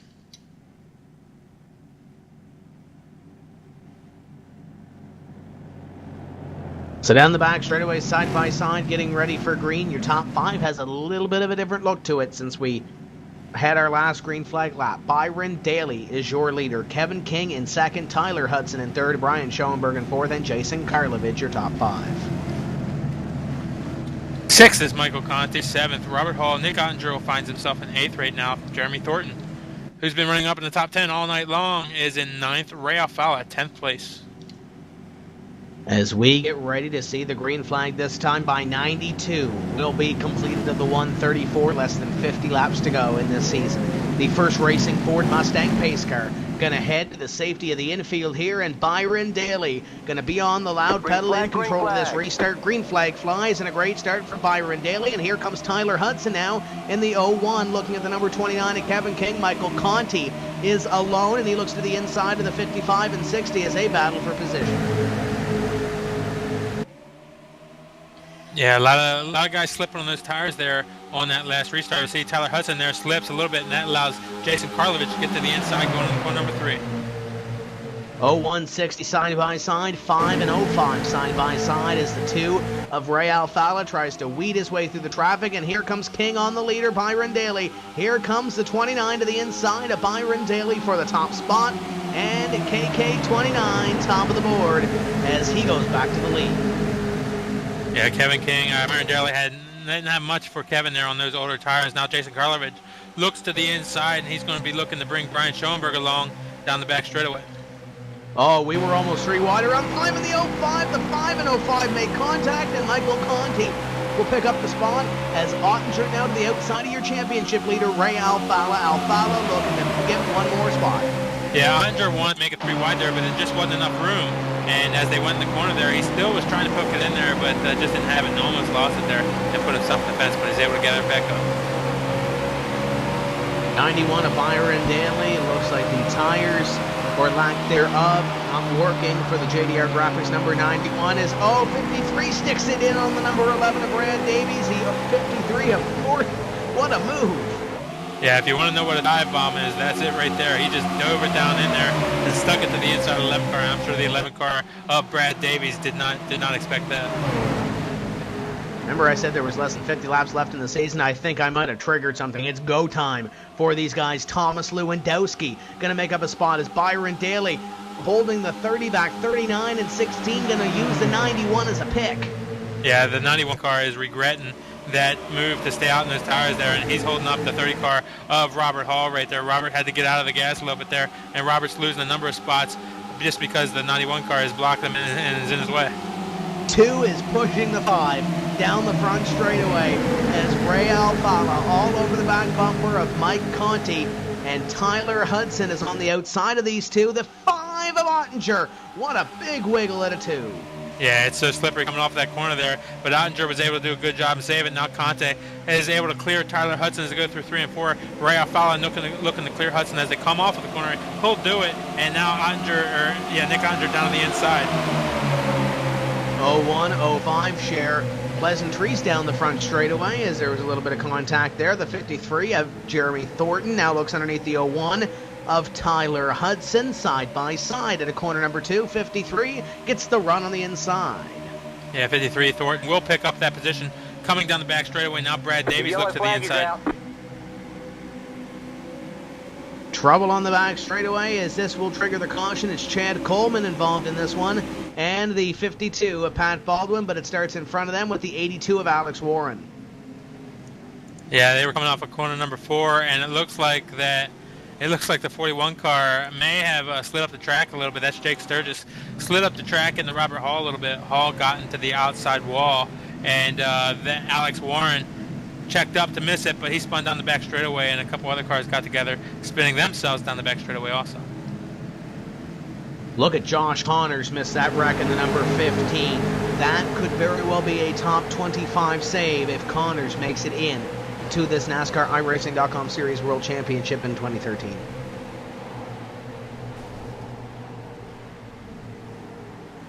This is the 6th yellow flag of the night here on lap number 98.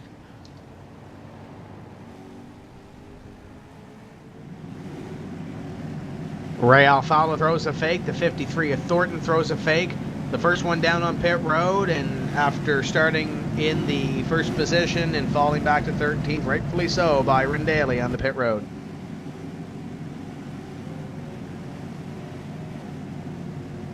I'm watching Chad Coleman get limp his car around the track. That's about as bad a towed out of the car as I've seen after an accident, but he's gotten to the wall again and spun down the back straightaway again, and he'll have to bring that car to the service of his crew so they can get it fixed.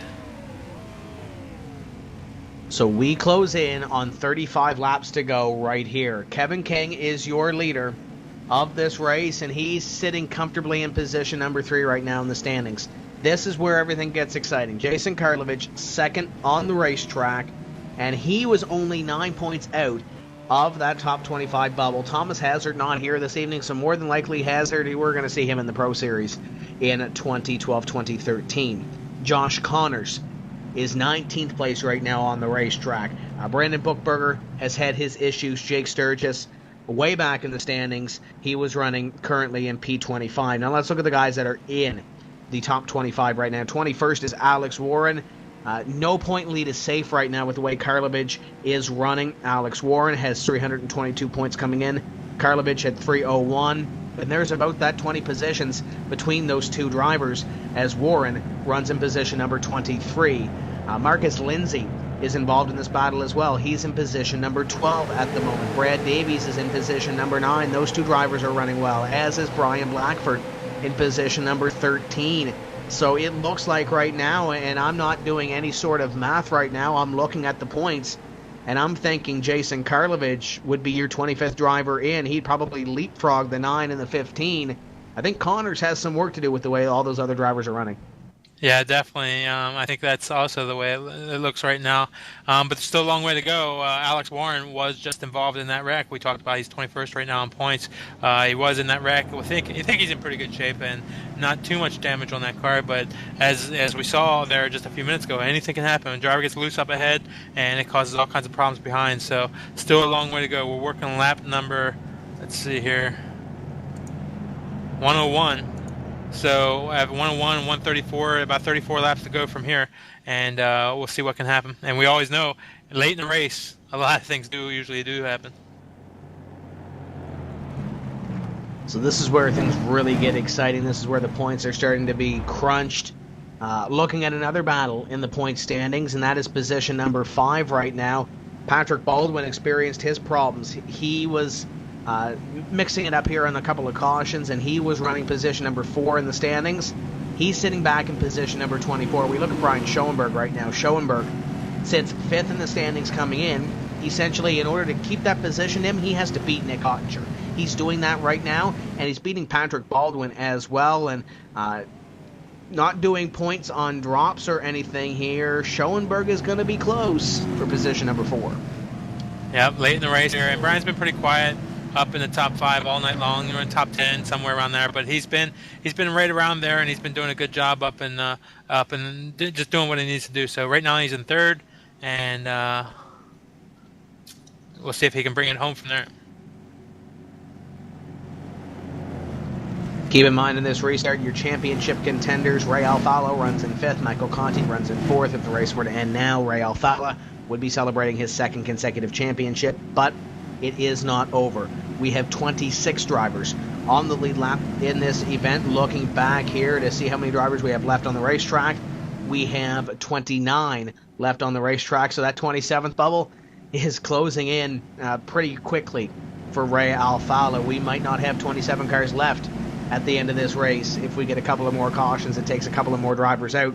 So Ray Alfalo getting to that point where he can race a little bit harder now and try to pick up his 6th win of the season. Pace car in, and here comes the number 29 and Kevin King. Green flag flies, and a great start for the number 29.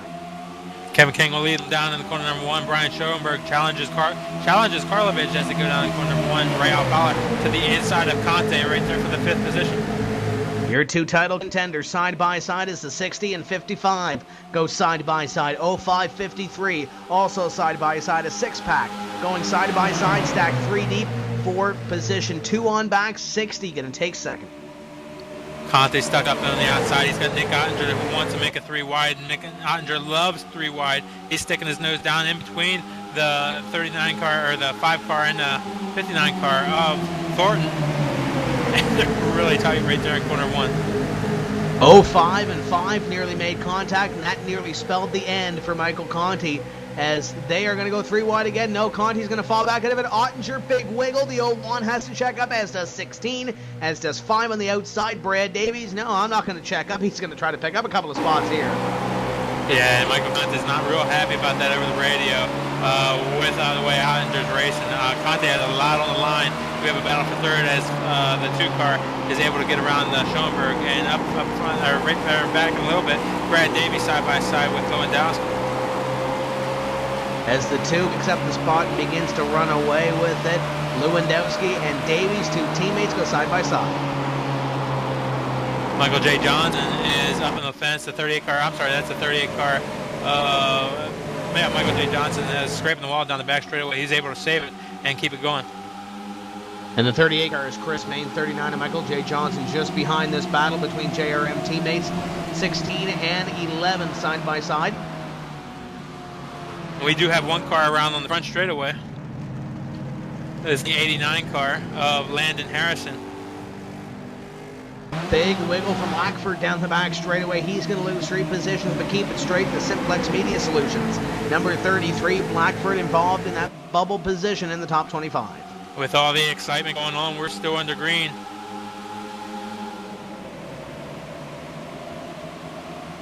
There's a big hornet's nest back here as well, Nim, between 15, 30, 91, 21, 24, 52. Does anybody have a bingo yet? 91, 15 side by side as Connors nearly bought the farm off too. Yeah, they're all going for it now. There's about 25 laps left to go in this race and in this season, and now they're putting it all on the line. They're trying to make their goals and get in the positions they want to be, and now everybody's hammered down, going as fast as they can. 15 of Connors and the 21 of John Gorlinski. Dumpy to the outside of the Sea Giraffe as they go toe-to-toe at position 21. Jake Sturgis in the number 41 is here as well. Cody Bias also involved in this battle as Connors really has to get on the move here to lock himself into the top 25 in the NASCAR iRacing.com Series World Championship. He is quickly running out of time.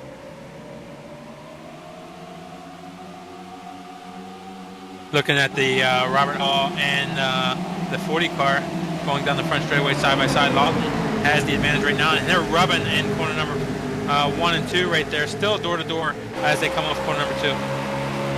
Both of these guys got to go. Byron Daly is just behind them, and Daly is licking his chops, looking for 2 more positions.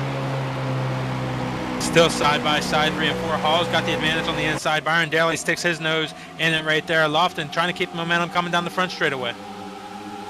As they battle, Michael Conti clears the 01 of Tyler Hudson to pick up that spot. The 1 and 11 are side by side as well. Thomas Lewandowski looks at the 01 of Tyler Hudson, and Hudson tries to slam the door with a car already there. That's not going to work. The Nationwide Insurance 16 picks up 1. Now Michael J. Johnson looks to the inside of Hudson as they go through 3 and 4. Johnson down to the inside, Hudson up on the outside. It looks like Johnson's going to be able to pick up that spot. 39.01 side by side. Michael J. Johnson to the inside, and he's had a quiet season, Nim, but he's 12th in points, looking to pick up a couple of positions here with the 6th of Steve Sheehan not here this evening. Michael J. Johnson's looking to make up a whole lot of ground here if he can stick in the top 10. Yeah, he'll be qualified for next year's series, and he'll also get a few iRacing credits in his wallet so he can buy some cars, tracks, and membership. 05.55 nose to tail, and that is your battle for position number 5 in the standings. Ottinger to the inside of Schoenberg, side by side, sticks it in and doesn't worry about making contact. Rub and run on the 05 of Ottinger. Yeah, this is part of the deal. We're getting down to the end of it. Remember, we talked about how some drivers weren't happy with Schoenberg right now, as Schoenberg hasn't showed them any room in the past, and they're not going to show him any room. So we'll see if any more of that comes to fruition throughout the end of this race. The 55 is Schoenberg now closing in on the 05 of Ottinger, and we've seen and heard before here, Nim, the 55 of Schoenberg, can we say get a little excited sometimes? He's going to get a little excited as he nearly paints the back bumper of the 05 and 2. Yeah, Schoenberg's not one to keep his emotions in check, and if he's mad, you'll know he's mad, and right now you can tell he's driving angry. 5 closes in as well. Mike Conti looking to pick up a couple of spots, but Ottinger is beginning to pull away from Brian Schoenberg. 113 completed. We have 21 laps remaining. Everybody good on fuel and tires. They should be able to, that shouldn't be a worry at all. So they're just fighting for the position. As you see, Ottinger stretching out that position on Schoenberg, so he's pulling away by a couple of car lengths. Mike Conte right there behind him. He doesn't want to have anything to do with this type of behavior up front. He just wants to try to get to the finish of this race and keep his spot.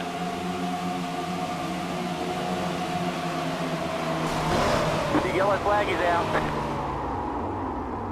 03 of Charles Hosper around in the front straightaway, and that will draw a caution flag. I don't know who that was that nearly missed. That was the 38 of Chris Main. I don't know if he hit him or not, but it was pretty close. Yeah, it looked like Chris Main was able to get by there without touching him, but that was really close. So Cosper is the 03, and he is the reason for the yellow flag coming out here on lap 1:15, as it looks like he might have had a little bit of help to bring out this caution. Yeah, he got a little door-to-door contact there with the 11 car of Brad Davies as they come off corner number 4. Davies got into him, slid up the track and got into his quarter there just a little bit, and that sent the 03 car around. And you'll see in this as well that Pedro Mojica and Jake Sturgis make a little bit of contact through this as they try to squeeze in between the spinning car and the wall, and it doesn't look like there was enough room there, but they somehow made it work with a little bit of rubbing through that wreck. Kevin King is your leader with less than 20 laps to go. Does he come down onto pit road here and take the gamble? Oh, 20 laps to go, 19 laps to go. They're all down on the pit apron. The 29 car, I don't believe, he's not going to be able to pit at all. You can't pit from the outside of the track. So we'll see if they'll be able to do it. And it looks like they're all going to stay out on the racetrack here, Nim. And I believe I was talking to some of the drivers earlier, and they were going over the pit procedures now, unless this has changed since the last time I talked to them. I think under caution, you can stay out on the racetrack and not use that access road. Under green, you have to use that access road coming on to pit road. I know that was one thing they were talking about, let's say around the water cooler pre-race before these guys got in the race cars. So Kevin King maybe was trying to do a little bit of mind games, maybe a little bit of strategy there, but it's not working on these guys. These guys have been together for 17 races this season. I think they have each other figured out by now. Yeah, they're all pretty smart. I'm a little bit surprised that they stayed out. We had a few laps there, a number of laps there, and we saw that the car that started up front here on older tires, I forget who it was right away, but he went back through the pack pretty quick there on the older tires. So it looked like possibly a good opportunity for some of these cars in the back who want to pick up fresh tires to maybe make an improvement. And it's hard to make that decision if you're Kevin King. And we see it in every other series, whether it is the Sprint Cup Series or whether it is here. If you're the leader and you come down onto pit road and those other drivers don't, there's about 25 drivers that are going to pass you on that racetrack, because right now we have 26 that are currently on the lead lap. So it's a tough decision for Kevin King. If he came down pit road, some of the drivers likely wouldn't have. Some of the drivers likely would have come down, but it's a hard decision to make. He stays out on the racetrack though, and everybody else stays out. So with Kevin King having what he had on that last run, I think it's a pretty safe bet that number 29 is going to finish somewhere near the front unless something happens here on a restart. But we look back to earlier in the season. I look back to Phoenix, and I talked to Kevin pre-race about this season, and he said if there was one race that I'd like to have back, it was Phoenix. If you think back, he spun on a late race restart. I got involved in a tangle with a late race restart and took him out of what could have easily been a top 3 finish in that race, or a top 5 finish in that race. And there's a lot of points there that lost. That's the difference between possibly second and third for Kevin King. Yeah, there's no doubt. And you were talking about how hard it is to know what to do. We see in the Sprint Cup Series every week where the crew chiefs are trying to figure out whether to pit or not, and it's really hard here because for the most part these guys do this on their own. They make their pit stop strategies and decide what they're going to do to their cars from the cockpit of their cars using their keyboards and function keys. So they're trying to do this while they're driving, and they're trying to figure out what the people behind them are going to do. And the guys that race the Sprint Cup Series, the crew chiefs and all the technology specialists they have with those cars, they don't even know what they're going to do a lot of the times, let alone the driver who's driving the car has to make all the decisions. So it's incredibly tough. And when you're out front and you're coming around the pit, and if King would have pit there, there'd have been half the field wouldn't have pitted, and he would have found himself losing a lot of track position. So it worked out pretty good for him this time.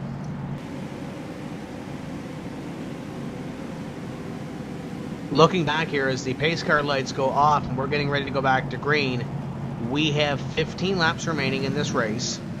The 29th car right now is 15 laps down, so Ray Alfala can't finish 29th. He would finish 28th on the racetrack. He led a lap. That means that 27th becomes 28th. I'm quickly doing math in my head here, Nim. I believe Ray has this thing locked up, but I could very well be wrong. We'll wait until the end of the race, but I believe by my rough calculations, Ray has this wrapped up with Chad Coleman in 29th being 15 laps down. You very well may be right. Well, yeah, definitely since the 5 car hasn't led any laps or even the most laps, I think that you're probably right. So we'll try to get one more position out before we call him a winner.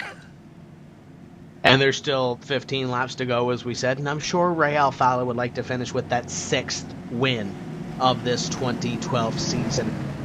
But Kevin King, Jason Karlovich, they want to change that. Keep in mind that Karlovich is running to make history here to lock himself into the top 25. Kevin King puts the hammer down. Green flag flies. 119 complete here. And Alfala a little bit slow to the hop. Here comes the 05 of Ottinger and the 5 of Mike Conti. Yeah, a little bit of a bunch up in the back there, but everybody seems to have gotten away pretty quickly, or pretty cleanly. And 3 wide down the corner number 1, 40 down the inside, the 52 Paul, and the 1 car Marcus Lindsay down the back straightaway, still 3 wide. Just in front of them, the 2 N60 side by side for position number 253 and 05. Going at it for positions 4 and 5. Mike Conti, Brian Schoenberg look on as Alfala clears the 60. Yeah, he almost cleared the 60. He decided a little bit better of it, not to move up in front of him, but the 60 still right up there. And the 60 dives are hard in the corner number 1. Ottinger's right there. He'll move up the track just a little bit, trying to take that spot from Karlovich. 05, the inside of 60. Contact made. The 05 gets loose off corner number 2. I don't know if he's going to clear him big here. wreck. I think he will. 60 to the outside. There's a big wreck down the back straightaway. A lot of cars spinning around. Oh, the 15 of Josh Connors is involved in this. This might very well end his run, but Brian Blackford also involved in this wreck as well, so it might not be over as Connors. Looks like he might have some heavy suspension damage to that race car looking at the front of that car. 01, 21, the 20 car shortened up. The 15's trying to get going. He's got no grip on that race car. There's a lot of guys in that bubble position that are looking pretty damaged here. Yeah, there's a lot of cars taken out in this one. It looked like the 39 car of Michael Johnson. He got loose coming off of corner number 2, and the 40 car of Laughlin had nowhere to go. And they touched, and that sent the 39 car back across into traffic, and that just caused everybody to take evasive action. And the problem was when they took evasive action, they just ran over each other and turned each other around instead of hitting him. Yeah, a lot of good pieces here are damaged in this wreck. Brad Davies was involved in this as well. John Gorlinski, we talked about Michael J. Johnson running for the top 12 in the point standings. Josh Connors took that hard hit with Charles Cosper in the 03. That's going to mean some time on pit road. The 91 of Byron Daly involved. Cody Bias is also involved in this as well. So there's a lot of drivers that took huge hits in that one. Actually, the one driver, I don't know if Ian can get a camera on this one. It's the 24 of Pedro Mojica. The waters pretty much parted in front of him for him to get through that wreck.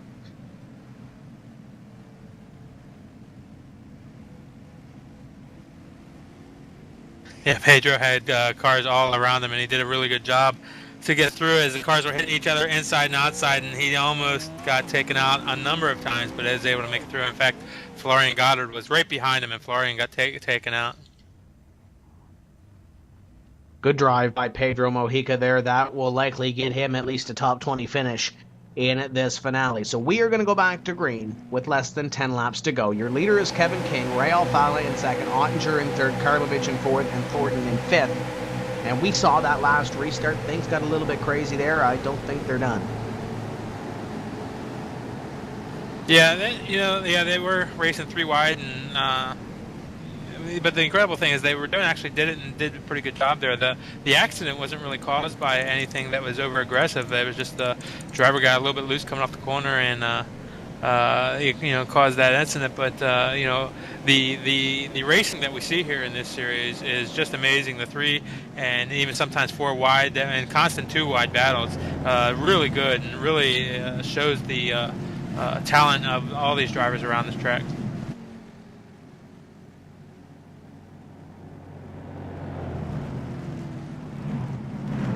So Kevin King trying to lock up another win. He won earlier this season at Dover. We talked about Ray having 5 wins already this season. Ottinger's got a couple of wins. Karlovich has won this season. Jeremy Thornton, another one of those NASCAR iRacing.com Pro Series drivers who's never won a race in this series. Michael Conti's won here before. Schoenberg has never won in this series. So there's a couple of guys in this top 7 looking to make a splash here and try to pick up their first win. And then there's guys that are looking to add to their win total here in this final race of 2012. Vinny Sansone will receive the free pass. He will be now 5 laps behind the pace. While we're under caution here, we'll give a shout out to all the folks at NASCAR who are watching tonight and all the folks at iRacing.com who are watching tonight. And we want to thank them all for putting on this series and all the drivers who are involved and the fans for watching. But we had a really great season here, Tim, and a lot of great races. And look forward to the Pro Series coming up and doing it again in 2013. Yeah, this is going to be exciting coming up in the 2012-2013 season for the NASCAR iRacing.com Pro Series. Once again, iRacing Pro Race of Champions is going to happen on Wednesday, December 12th at 8 p.m. Drivers from the real world are going to be out here racing and having some fun, raising some money for charity at the same time. If you missed last year's event, got to go back and take a look at it because it was a whole lot of fun with those guys racing, and some of those guys don't have a whole lot of iRacing experience. Some of those drivers have a ton of iRacing experience. So the rookies learning from the veterans, and they picked up fairly quickly because they had a pretty steep learning curve. And don't forget also the Talladega 500 is coming up this weekend for all of iRacing.com members. The Talladega 500 held October 6th at 11 a.m. Eastern Time. And you can get on there and race 188 laps around the big 2.6 mile Talladega Superspeedway. All kinds of upcoming events here on iRacing, but the upcoming event that we have here now is the final, or could be final, restart. We might have one more after this as well, depending how this one goes. Here comes Kevin King and Ray Alfala, your top 2. Pace car in, and King is gone. Green flag flies. Flag. Alfala has a whole handful of Ottinger on the inside. Yeah, and Ottinger's got a handful of Jeremy Thornton, who's bumping on his rear bumper, going down to corner number 1. Ottinger looking to get this win. He's fighting with Alfala up on the outside. Ottinger pushing Ray really hard coming off the corner. 53 of Thornton looks on from position number 4 as the 05 and 2 go side by side for the spot. 60-55 in this battle as well. 2-car is now in third, but Jeremy Thornton, he wants position number 3 away from Ray Alfala. Somebody there in the 05 car is having a connection issue, and Ottinger's had a history of having some internet issues and connection issues out front there. You see him blink out a little bit there. His connection's come back, and he's good to go right now. But Thornton down on the inside, he'll pick up that spot on Alfala, and now Karlovich looks to the inside of Alfala and go down in turn 3. And Karlovich to the inside, this could be the point that puts him in the NASCAR iRacing.com Series World Championship in 2013. Karlovich to the inside as here comes the 55 of Schoenberg. Schoenberg wants one more as Alfala throws the block. Yeah, Alfala getting really aggressive here in the late stages. He wants back down to that preferred groove. He took the dive there on Schoenberg as they went down the front straightaway, and he'll hold on to that 5th spot. Down the back straightaway, 128 being worked on the board. Kevin King has gone by 0.2 of a second over Nick Ottinger and Jeremy Thornton. And you talk about history and rivalries, Nim. If the 05 can get to the 29, that's going to be exciting. Yeah, that will be exciting. Those guys have a little bit of issues here in some past races. Nick Ottinger looking really strong, but Kevin King, when he's been out front, he's been the class of the field all night long. Thornton running right there in the back of Ottinger. He's been strong too, and he's looking to make his challenge. Down the back straightaway we go on 129 as in single file throughout about your top 10. As looking back at 11, Charles Cosper's there. Great run as he looks up on the 1 of Marcus Lindsay. Kevin King comes down this time by 5 laps to go. 5 laps to go in the 2012 NASCAR iRacing.com Series World Championship. Out front right now, Kevin King. He's holding on, and he's got Ottinger right behind him, but Ottinger not able to make a challenge. Down the back straightaway as Thornton closes in on Ottinger. Karlovich comfortably in 4th with Ray Alfala in 5th, Schoenberg and Conti. Conti runs in position number 7 right now as we close in 130 complete right here for the number 29 of Kevin King.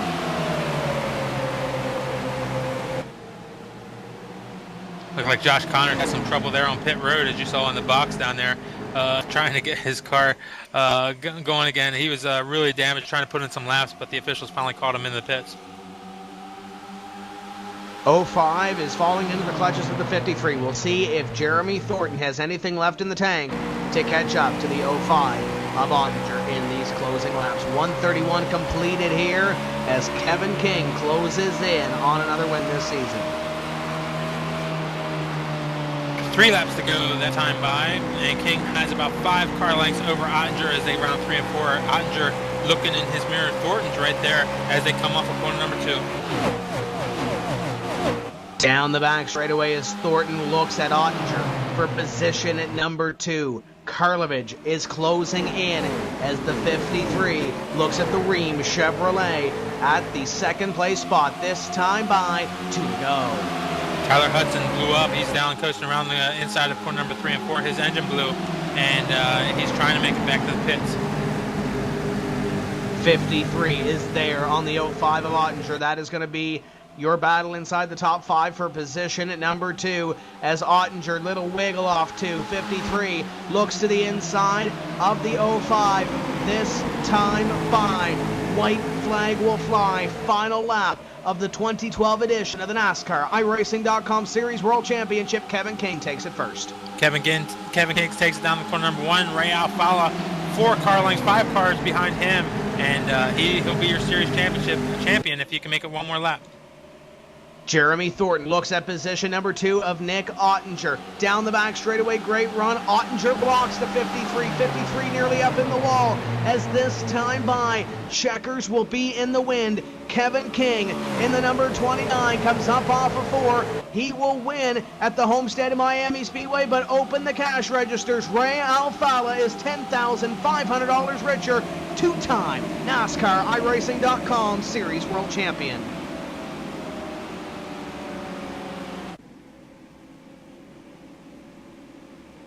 Ray Alfala, again, is your NASCAR iRacing.com Series World Championship. He's been awesome all season long. He's just been smart, very skilled, very, very fast, and there every race, and very deserving.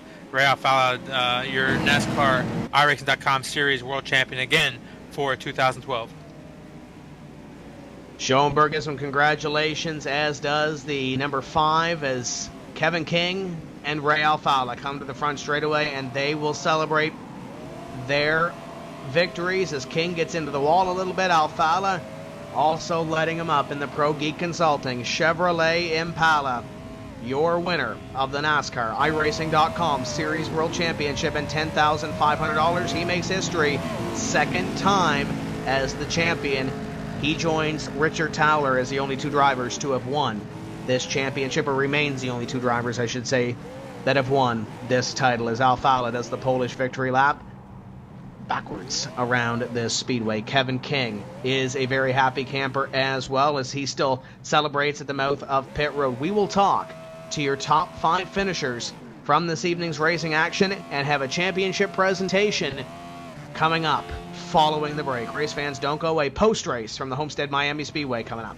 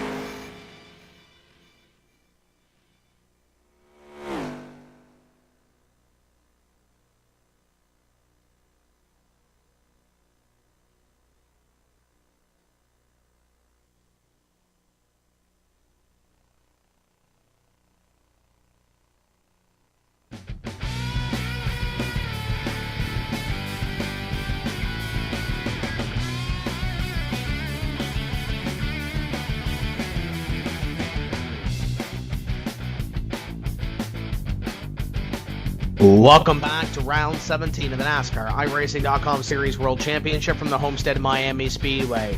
Your top 10 in round 17. Your winner is Kevin King. Nick Ottinger comes home in position number 2. Jeremy Thornton comes home in third. Fourth is Jason Karlovich. And completing your top 5 is Ray Alfala, your champion for 2012. 6th is Brian Schoenberg. 7th is Michael Conti. He comes home second in the championship standings. Thomas Lewandowski 8th. Brad Davies 9th, Marcus Lindsay 10th. Those two drivers were battling to crack the top 25 in the NASCAR iRacing.com Series World Championship. We hope to have official standings or unofficial official standings by the end of this broadcast. First, let's go down to Nim Cross in Victory Lane with your winner of this evening's race, Kevin King. Down here with Kevin King, winner of the NASCAR iRacing.com Series World Championship finale here at Homestead. Kevin, tell us about your race. It's pretty exciting. I mean, I didn't expect us to get the top 4 spots. I guess top 5 with Jason up there. Really didn't know what was fast. It's because everyone hides their times during the week, so it was a little hard to gauge where we're at. Car felt really, really good. We all ran something slightly different. Led a lot of laps, and then got back in traffic there. And I knew it was going to be impossible to try to pass all those guys because they're so good and everyone's so even that even if you're a 10th faster than someone, it's almost impossible to pass. So I gambled. I mean, I had nothing to lose. My best case scenario was Conti to have a really bad race and to me win it and lead the most laps. And so I just took 2 and left some fuel out, and it does. There's a little tight end from the corner, which I thought was gonna kill me. But once we got that yellow after like 10 or so laps, it just evened it out, and it was just a rocket ship after that. It was pretty eventful, to say the least. Yeah, you were out front most of the race. In fact, looked good up there until those pit stops kind of caught you out a little bit, and you got back in the pack there. But the dirty air didn't seem to help you at all, and being in the traffic, you weren't able to move around a lot. Did you make any adjustments, or was it just that pit call that got you back out front? Well, before the race, the car was still a little too loose on long runs compared to what Pat had, and he was so good on the long runs that I was kind of worried that I'd be too loose if I got to the lead because I was loose behind him. And so I adjusted the cambers a little bit, and it felt really good, almost too good. And then late in the run, it got a little tight, so I put some pressure in the right rear just to help it rotate a little bit more. And that did the trick for the most part. But in traffic, it's so hard. You can have a car that's really loose in traffic, and it'll snug it up a bit, but then exiting it snaps on you. So that was the hardest thing to adjust on, was to make sure that it was good in front and decent in traffic. I just didn't want to be caught back there. It was so hard to pass. Even guys on 2 tires and old tires, it was hard to pass. So I figured that was going to be my only shot to get back up to the front, and hopefully some things went my way, and fortunately that happened. Kevin, 2 wins this season, 3rd in points, $1,500 in your pocket. Do you consider 2012 a success, and tell us about what you expect for 2013? I do, man, only because I'm getting kind of old. I've been doing this for a long time. I don't think a lot of people expect me to probably run as good as I do sometimes, which even sometimes I don't. I just want to do the best that I can. I'm not really worried about whatever anyone else thinks I should run or whatnot. And the first part of the season was really bad. I mean, I got wrecked out of the lead at Phoenix. I wrecked at Daytona. I finished bad I got wrecked at Chicago, and I finished bad at Vegas. So the first 5 weeks was pretty bad. And then from there on, I just started clicking them off. Had some wins at places I didn't think I could win at. So that was pretty exciting. And then, of course, to finish it off here and finish top 3 in points after a pretty bad start, I'm really happy. The guys that I work with just put so much time and effort to making sure that we're good and we got things figured out, and it definitely paid off. Unfortunately, I think Pat's going to lose a spot there, but the rest of the guys, we'll all be back next season. Tell us about who makes it happen for you. Of course, Alpine Stars for coming on board. Murph Dog, my buddy who owns RC Car Shop, or I should say a company, does a lot of good for me on the sim racing side and the RC side. Razor for giving me some cool things along the way.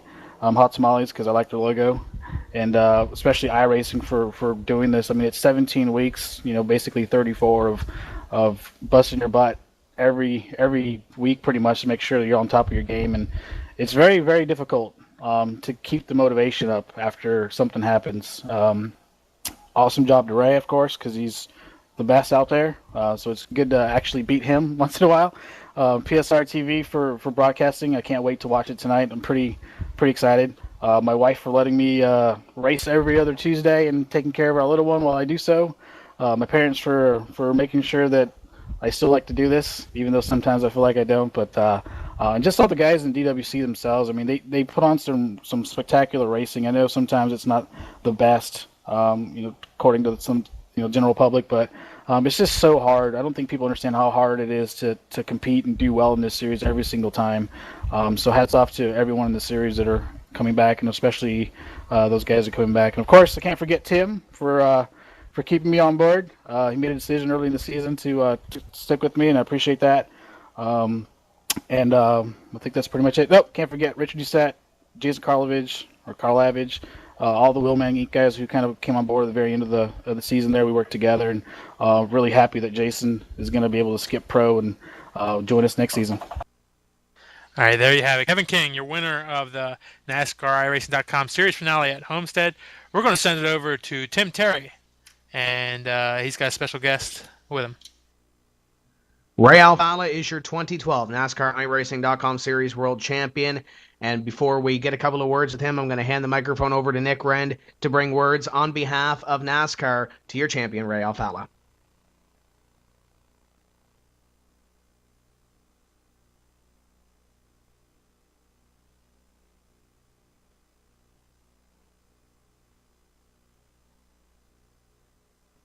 Nick Rend stepped away here, I guess, for a couple of seconds. Ray Alfala, congratulations on this championship.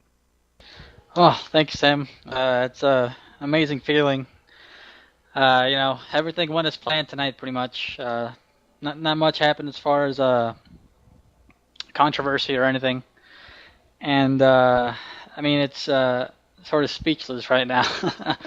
You just, at this level, you just want to win a race at first. And then you win the title, and then, you enter the following season thinking, hey, I won it last year, why not this year? So, it's unbelievable. Now, looking at this race itself, you were out in front a little bit earlier. Let's talk about pit strategy. Stayed out, led a lap, a little bit of strategy there. Fell back in the middle of the races, in the middle of the Hornets' Nest. You come home in position number 5. An interesting night for the number 2 team. Yeah, not much happened as far as getting put in bad situations, but I did move around in the pack. I stayed out just to lead a lap because I had to finish 27th. Michael won the race and led the most laps, so if I led a lap, that meant I only had to finish 28th. So, get a little bit of insurance in there.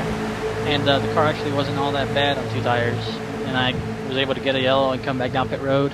And, people had a lot of different strategies all night. I was back to 10th, up to 2nd, back to 7th. And I really wanted to get that top 10 at the end, or top 5, and I was able to hang on to 5th, so I'm happy with that. And, it just caps off a great season. I had a really good year last year, and, didn't think I would have a better year this year, but it was, and I'm already looking forward to next year. $10,500. The ring, the trip to Homestead. Has it sunk in yet? 2-time NASCAR iRacing.com Series World Champion. Yeah, it has. Last year it took a while, being the first one and everything. but this year I've been thinking about this for a while now, and ever since, probably around halfway through the season, I saw that it was 2 or 3 of us breaking away from the rest of the field, so you can't help but start thinking about championship. And, it came down to the final few races. I had that trouble with my power going out at Michigan. That made things more interesting. It made everybody else happy, but not me, But I came back with 3 top 5s to end the season, and I couldn't be happier. And now, looking forward to next season. You told me earlier in this season that you would be disappointed if you did not win the championship and win more races. Does this mean Ray Alfala is going to win 10 races next year, or win the whole series next year and walk away with another championship? What are your goals for next season? Obviously, championship. What else is underlying here? Well, goals, unless you lead every lap and get every pole and win every race, there's always room for improvement. So there's some areas where I can work on this year that I didn't do so well on, and restarts being one of them. You saw that final restart there. I dropped from like second to fifth, so I got to improve on those. And but overall, I'm happy with my performance, obviously, and I'm looking to to improve on all the stats for next year. I had 5 wins this year, so I want to get 6, and 12 top 5s. I want to get 13. So, and obviously another championship would be nice. I see Nick Rend has stepped away for just a few moments' time, so we'll get the championship presentation in just a few moments from NASCAR. But before we let you go here, Ray, sponsors, big on the car. I know you have a lot of people who help you get to this championship and these 5 wins this season. Who makes it happen for Ray Alfalla? Yeah, the Pro Geek Consulting with Matt Salo. Thanks a lot to Matt for everything. JDR Graphics, JD Layer for painting up the car. I've known him for a while now, a long time actually, like 6 or 7 years, and he's always painted great cars. And we always joke around, no, his don't line up, but they line up all right. And he paints almost like half the cars for the entire DWC, so that's very impressive. I got to thank Junior Motorsports and all my teammates. It was first season in this team. Thanks to Dale Jr. for having me on the team, and it was great working with all the guys. I had never worked with them before. I had always raced against them for several years, and it was the first time that I worked with them, and it was really good. And also at the end of the season, we sort of paired up with Jay Show, and J-Lo came over and started helping out with setups, and he was my crew chief last year and crew chief late this year, and his setups are fantastic. So thanks a lot to them. And I got to give a shout out, obviously, to my parents. They're watching, and they're very excited. They're more excited and more nervous than I am. And everybody over at the MCR TeamSpeak, I'm probably going to go over there and get showered with something. I don't know what it is, but we're probably going to go watch the race and have a good time. And also got to give a shout out to my buddy Max. He wanted a shout out after the race, so here you go, Max. And I'm already 3-time already sounds pretty good. Just don't give Jordan Hightower that big bottle of champagne. There could be bad things come out of that. Ray Alfalla, your 2012 NASCAR iRacing.com Series World Champion and 2-time champion of the series. And you can hear an interview with him as well on Tim's Corner Unplugged, number 49, timscorner.ca. Had to throw that plug in there. Congratulations to Ray. Mike Conti is with Nimcross. Down here with Mike Conti. Mike, second in points. Congratulations on that. 7th in the race. Taking home a good bit of cash with you tonight. $3,500. A great inaugural season for you. Great rookie season. Tell us how it went. Well, it was a long season. I'll tell you that. I didn't think 17 races could feel that long, but it was definitely a long season. There was a lot of up and downs as far as teams went. I think I was on 3 or 4 different teams, but I'm just thankful that I got with Jay's show there at the end. And I guess that was like the middle of the season. We really picked up from there. But starting the season, I just wanted to come in and finish solidly in the top 10 and just show that I can drive and be competitive to a certain extent every week. And when I started off the season with 3 consecutive top 5s, I was like, well, maybe we can get a little bit more out of it this season, and definitely did lead the points for a couple weeks until Ray came up there and got it. And I was always on the offensive as far as trying to get points, but it seemed like Ray was just always that one step ahead of me. So that was couldn't get him this year, but we'll be back next year and try to get him. But he ran a great season. He was smart. Tonight he raced smart. I know myself included. I saw a lot of stuff up front that I didn't necessarily like too much, and I saw him back out there at the end, and I did as well. We both knew what we had to do, and we realized that, well, it wasn't really some smart, not so smart stuff was going on up front, I'll just put it that way. But like I said, it was a great season. It was a pretty decent race. The car was really good. Unfortunately, just never got me long runs this race. It seems like every race I want a long run, we don't get them, and vice versa. So still good though. This is not one of my best tracks, so to come out of here with 7th, that's a pretty. Well, Mike, you came out of the Pro Series last year. Obviously, a great season this year. You're the only one who really took it to Ray, and without your fight, Ray might have ran away with the whole thing and maybe clinched it up weeks ago. But we were talking earlier in the race about how young you are, and what kind of plans do you have for racing here? You're gonna be racing in this series next year. Do you have any other types of motorsports plans on the horizon? Well, I definitely want to come back next year. I have a lot of stuff lined up as far as sponsorship goes. It's it's amazing what a difference a year makes. The beginning of this year, I was very limited on people that wanted to sponsor, and as soon as we started running well, they all came aboard, and that was great. And I'll get to them in a few minutes. But next season we'll definitely be back.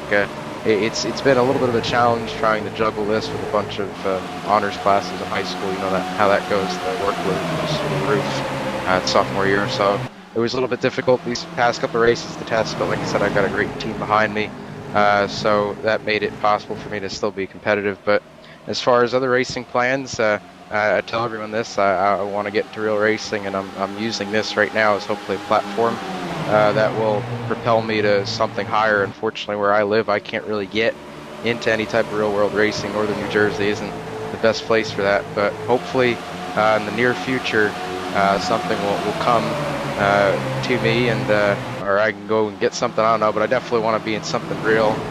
You know, a lot of people say, well, you know, sim racing and real racing, there's a lot of differences, but there's a lot of similarities to, you know, racecraft and using your head and knowing when to push and when not to. That all transfers over. So, you know, like I said, want to get to real racing whenever it's possible. But sim racing for now, it's a great hobby. It's become it's really a sport at this point. I mean, the amount of time that people put into this, it's crazy. I mean, if you want to be competitive, you have to put hours and hours and hours into it. So, sim racing is good for me right now. But like I said, hopefully we'll get something a little bit bigger and better.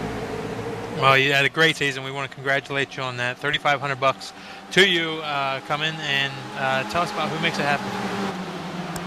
There's a long list, so get ready. I already named them on Facebook, but I'm going to get them out here too. Darren Ganji came aboard a couple races into the season and brought along RC USA, and those two companies are great companies. They both provide an excellent product. You know, I say every week I'm sitting in this R seat, and it definitely beats a desk and a wooden chair, I'll tell you that. So I'm thankful to have that and their support. JDR Graphics and JD Laird for coming aboard the first couple races when I was going to have a blank car. He put his logo on there, and we got 3 top 5s with it, so that was great. GS Racing was aboard this season. A couple family businesses, my godmother with CB Photography, my uncle and my aunt with the Bethwood. DCS Computers built this one heck of a gaming computer. It's been flawless all year. I wish the cable was flawless, but you know that happens. But there's so many people. There's a lot of people that made it happen. Josh Fennell got me into this a couple years ago, and I can't thank him enough. Schmidt and Chassis Works a couple years ago. You know, we were one heck of a team, and they really got me to this point. And then everyone that's helped me this year, they know who they are. John Paquin and all P1 Racing and Flipside a little bit, and especially J Show Motorsports, Mike Main, Jason Loafing, Brian Schoenberg. They all gave me a shot. Probably one of my last great opportunities to get into a good team at that point. And this team, it was better than I could have ever expected. And I'm thankful to them. And like Ray said, you got to thank the parents. I know my mom was watching tonight. So was my dad, my godmother. A couple people in Florida were watching, and a bunch of other people were watching too. So can't thank them. And like Ray said, it's amazing how nervous your parents get. You know, I yelled one time in voice chat. I'm sure you guys heard that. It was pretty loud. But when she heard that, she kind of went through the roof. So I kind of was trying to be quiet after that. But like I said, can't thank them all enough. And I thank you guys at PSR TV for putting this on and showing the world what, you know, we as sim racers do, and put on, like I said, NiRacing for making this happen. So all of you guys, I can't thank. That's Michael Conte, your second place finisher in the NASCAR iRacing.com Series World Championship for 2012. We look forward to seeing what he does again, maybe the championship in 2013. We're going to send it over to Tim Terry, who's caught up with your second place race finisher, Nick Ottinger. Nick Ottinger, driver of the 05. Man, you had a handful coming off these corners by the looks of it. Yeah, we were tight in the beginning, and had to take a lot of wedge out of the car and just to get it turn center off, but there was a couple close calls, and luckily everyone realized and gave me opportunities to save it. It was a lot of fun tonight, but I want to say congrats to Ray on the championship. But it's fun racing him this season, and congrats to Kevin on the win. For this team, after all the power issues, connection issues that you guys have had these last couple of weeks, this second place finish has to feel like a win.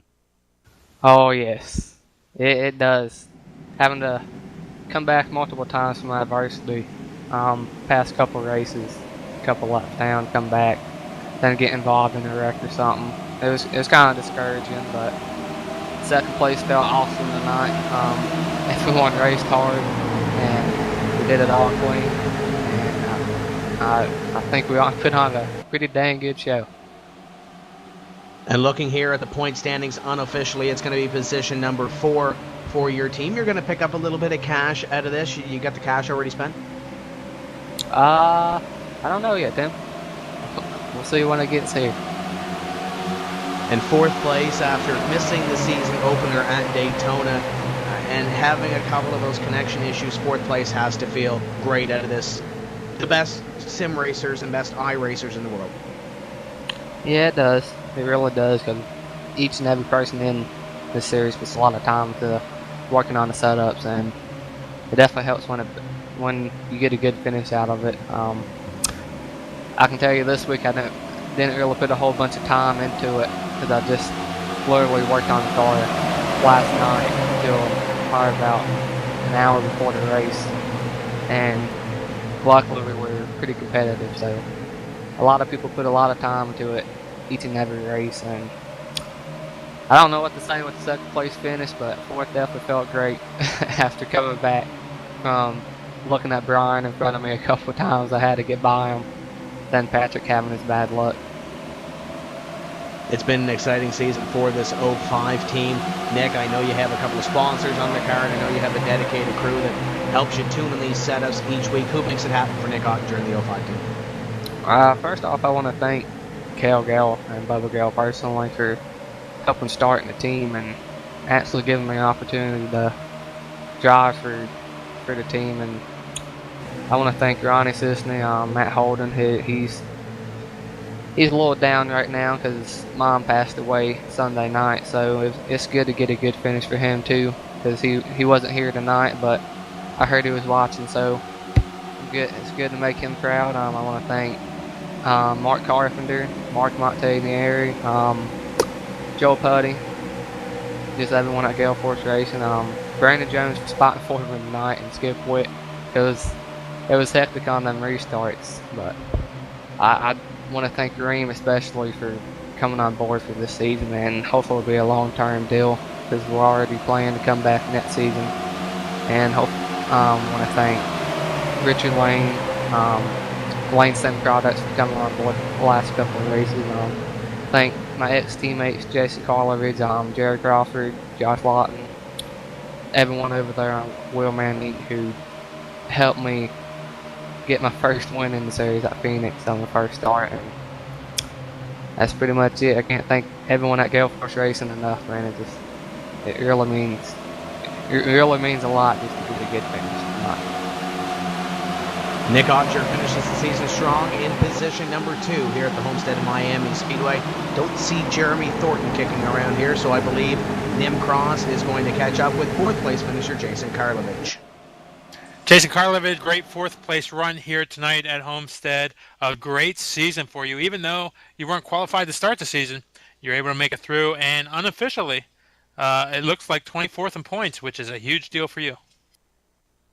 Yeah, thanks, Nim. I just want to start off by thanking all my teammates at Wheelman Inc. We, again, just as every week, we put so much effort into these setups, and we spent so much time and so much effort, and just to have that good of a setup and be able to run that good is just, it's just great. It says a lot for the team. It doesn't say a lot about me, but as the whole team, I know Richard Doucette put a lot of work into this setup, and he didn't even race tonight.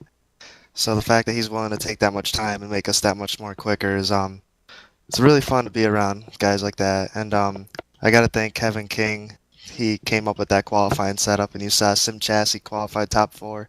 I ran that setup. I think I was 5th.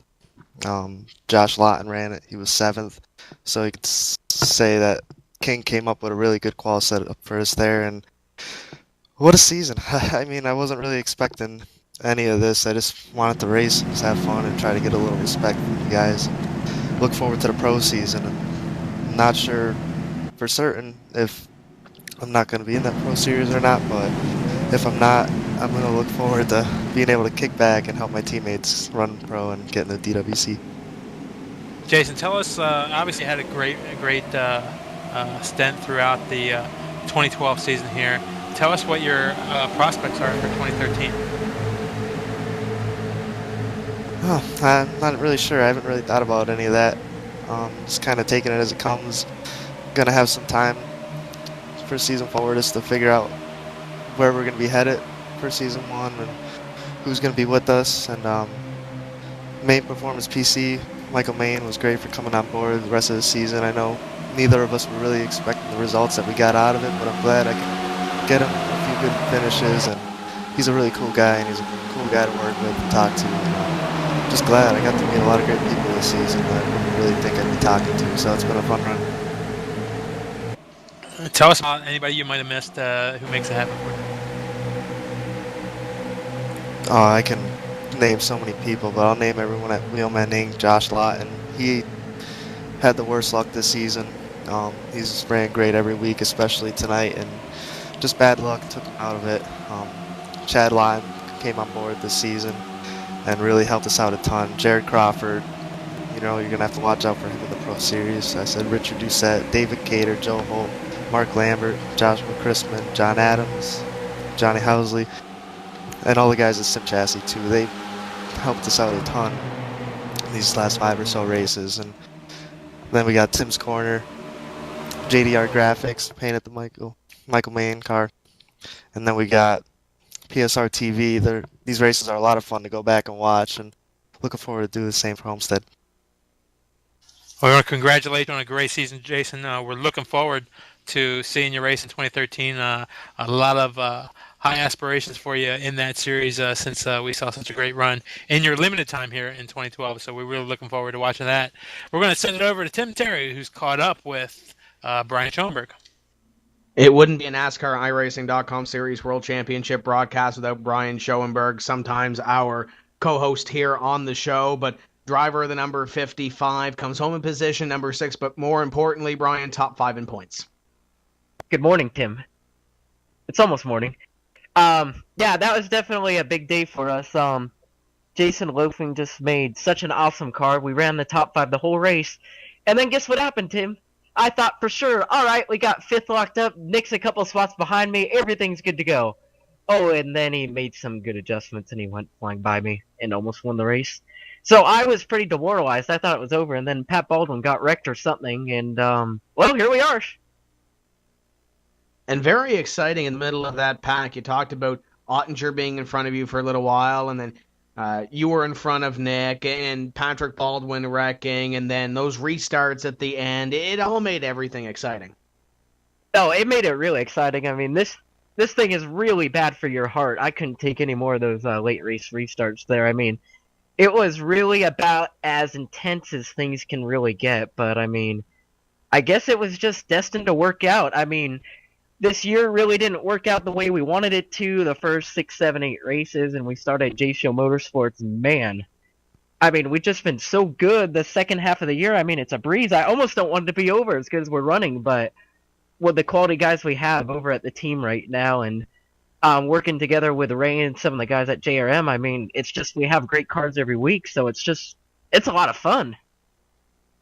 Talked about finishing this season on a high note. 5th place in the point standings, 2 top 5 finishes, 1 pole this season. I know you were looking for a little bit more out of 2012, but this has to be a bright future looking forward to 2013. Yeah, definitely. I mean, everything looks really good for the future, and I mean, I just gotta thank all the guys, you know, Mike Main, Jason Loafing, Michael Conti, one heck of a teammate. I just love the guy to death. Josh Chin, Carson Downs, Danny Hansen, just everybody over there. It's just so much fun, and gosh, what a dream. I mean, I almost feel like I won the race because we got what we need to get done today, so definitely it pleases me. I think we get some prize money out of it, and I'm going to be giving most of mine away back to my team just because they're awesome, and they're the reason why I get to run these races and just run up front. It means the world to me. So the party's on you this year. Does that mean you're going to Homestead again? Yeah, but the party's on Ray. That's where you're getting it wrong, bud. The party's on Ray, and what an amazing deal for Ray. Just so proud of him, and it was really cool to kind of just follow him around the last 5 or 6 laps, you know, just following him to the line and watching a piece of sim racing history come true yet again. So it's cool to be the car right behind him coming to the line. It's pretty neat. I bet Matt Salo and Pro Geek Consulting and those guys were pretty pumped up. I know you mentioned a couple of the people that make it happen each week. Let's mention your sponsors as well on the side of the 55. Who makes it happen each week for Brian Schoenberg?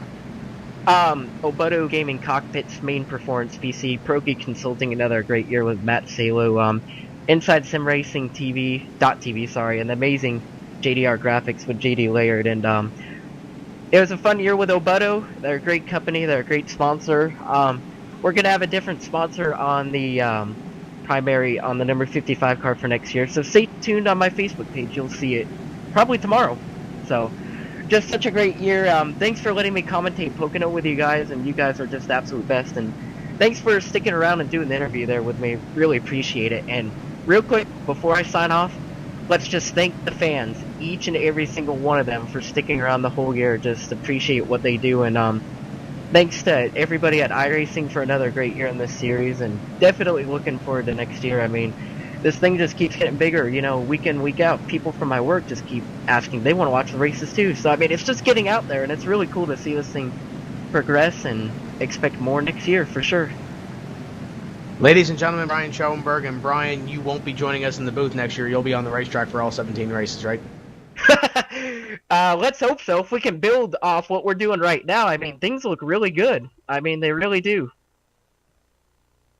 It's going to be exciting to see that number 55 try to come up and win his first NASCAR iRacing.com Series World Championship next season. If he finishes the way he did this year, it's going to be exciting to watch the Oboto Gaming Cockpits number 55. Let's go down our Twitter contest, our Twitter winners.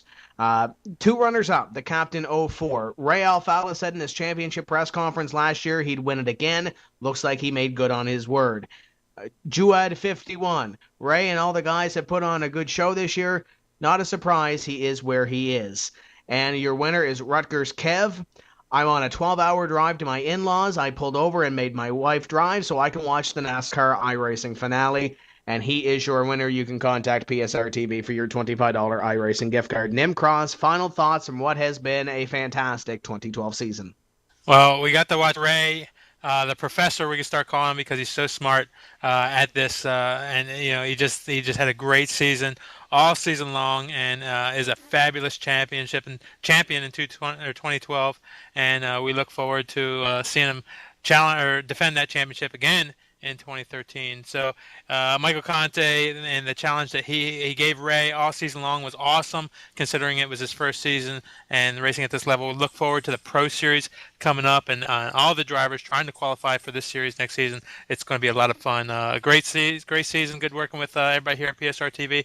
We look forward again next season. And keep tabs on iRacing.com to figure out who makes it through that NASCAR iRacing.com Pro Series to get in to 2013. Jason Karlovich won't have to do it. He locks himself in, makes a little bit of history. Unofficially here this evening, he will be racing in that 2013 NASCAR iRacing.com Series World Championship. And as Brian Schoenberg said, the party's on Ray Alfala. I believe Schoenberg is probably the first of the two Pro Geek Consulting trailer to get his dinner order in for the Homestead Miami Speedway trip. Congratulations to Ray Alfala, your 2012 NASCAR iRacing.com Series World Champion, two-time champion of the series. That's going to do it for us here this evening from the Homestead Miami Speedway. For all the crew here at PSR TV, Ilka Happala, Nim Cross, Zach Stanko, Chuck Johnson, Paul, Ian Bushing, Matt Racing Kid Thomas. I'm not sure if I'm forgetting anybody, but if I am, I apologize. My name is Tim Terry, saying we will see you in 2013 when we say, let's go racing with the NASCAR iRacing.com Series World Championship. Keep the hammer down, and we'll see you at the track.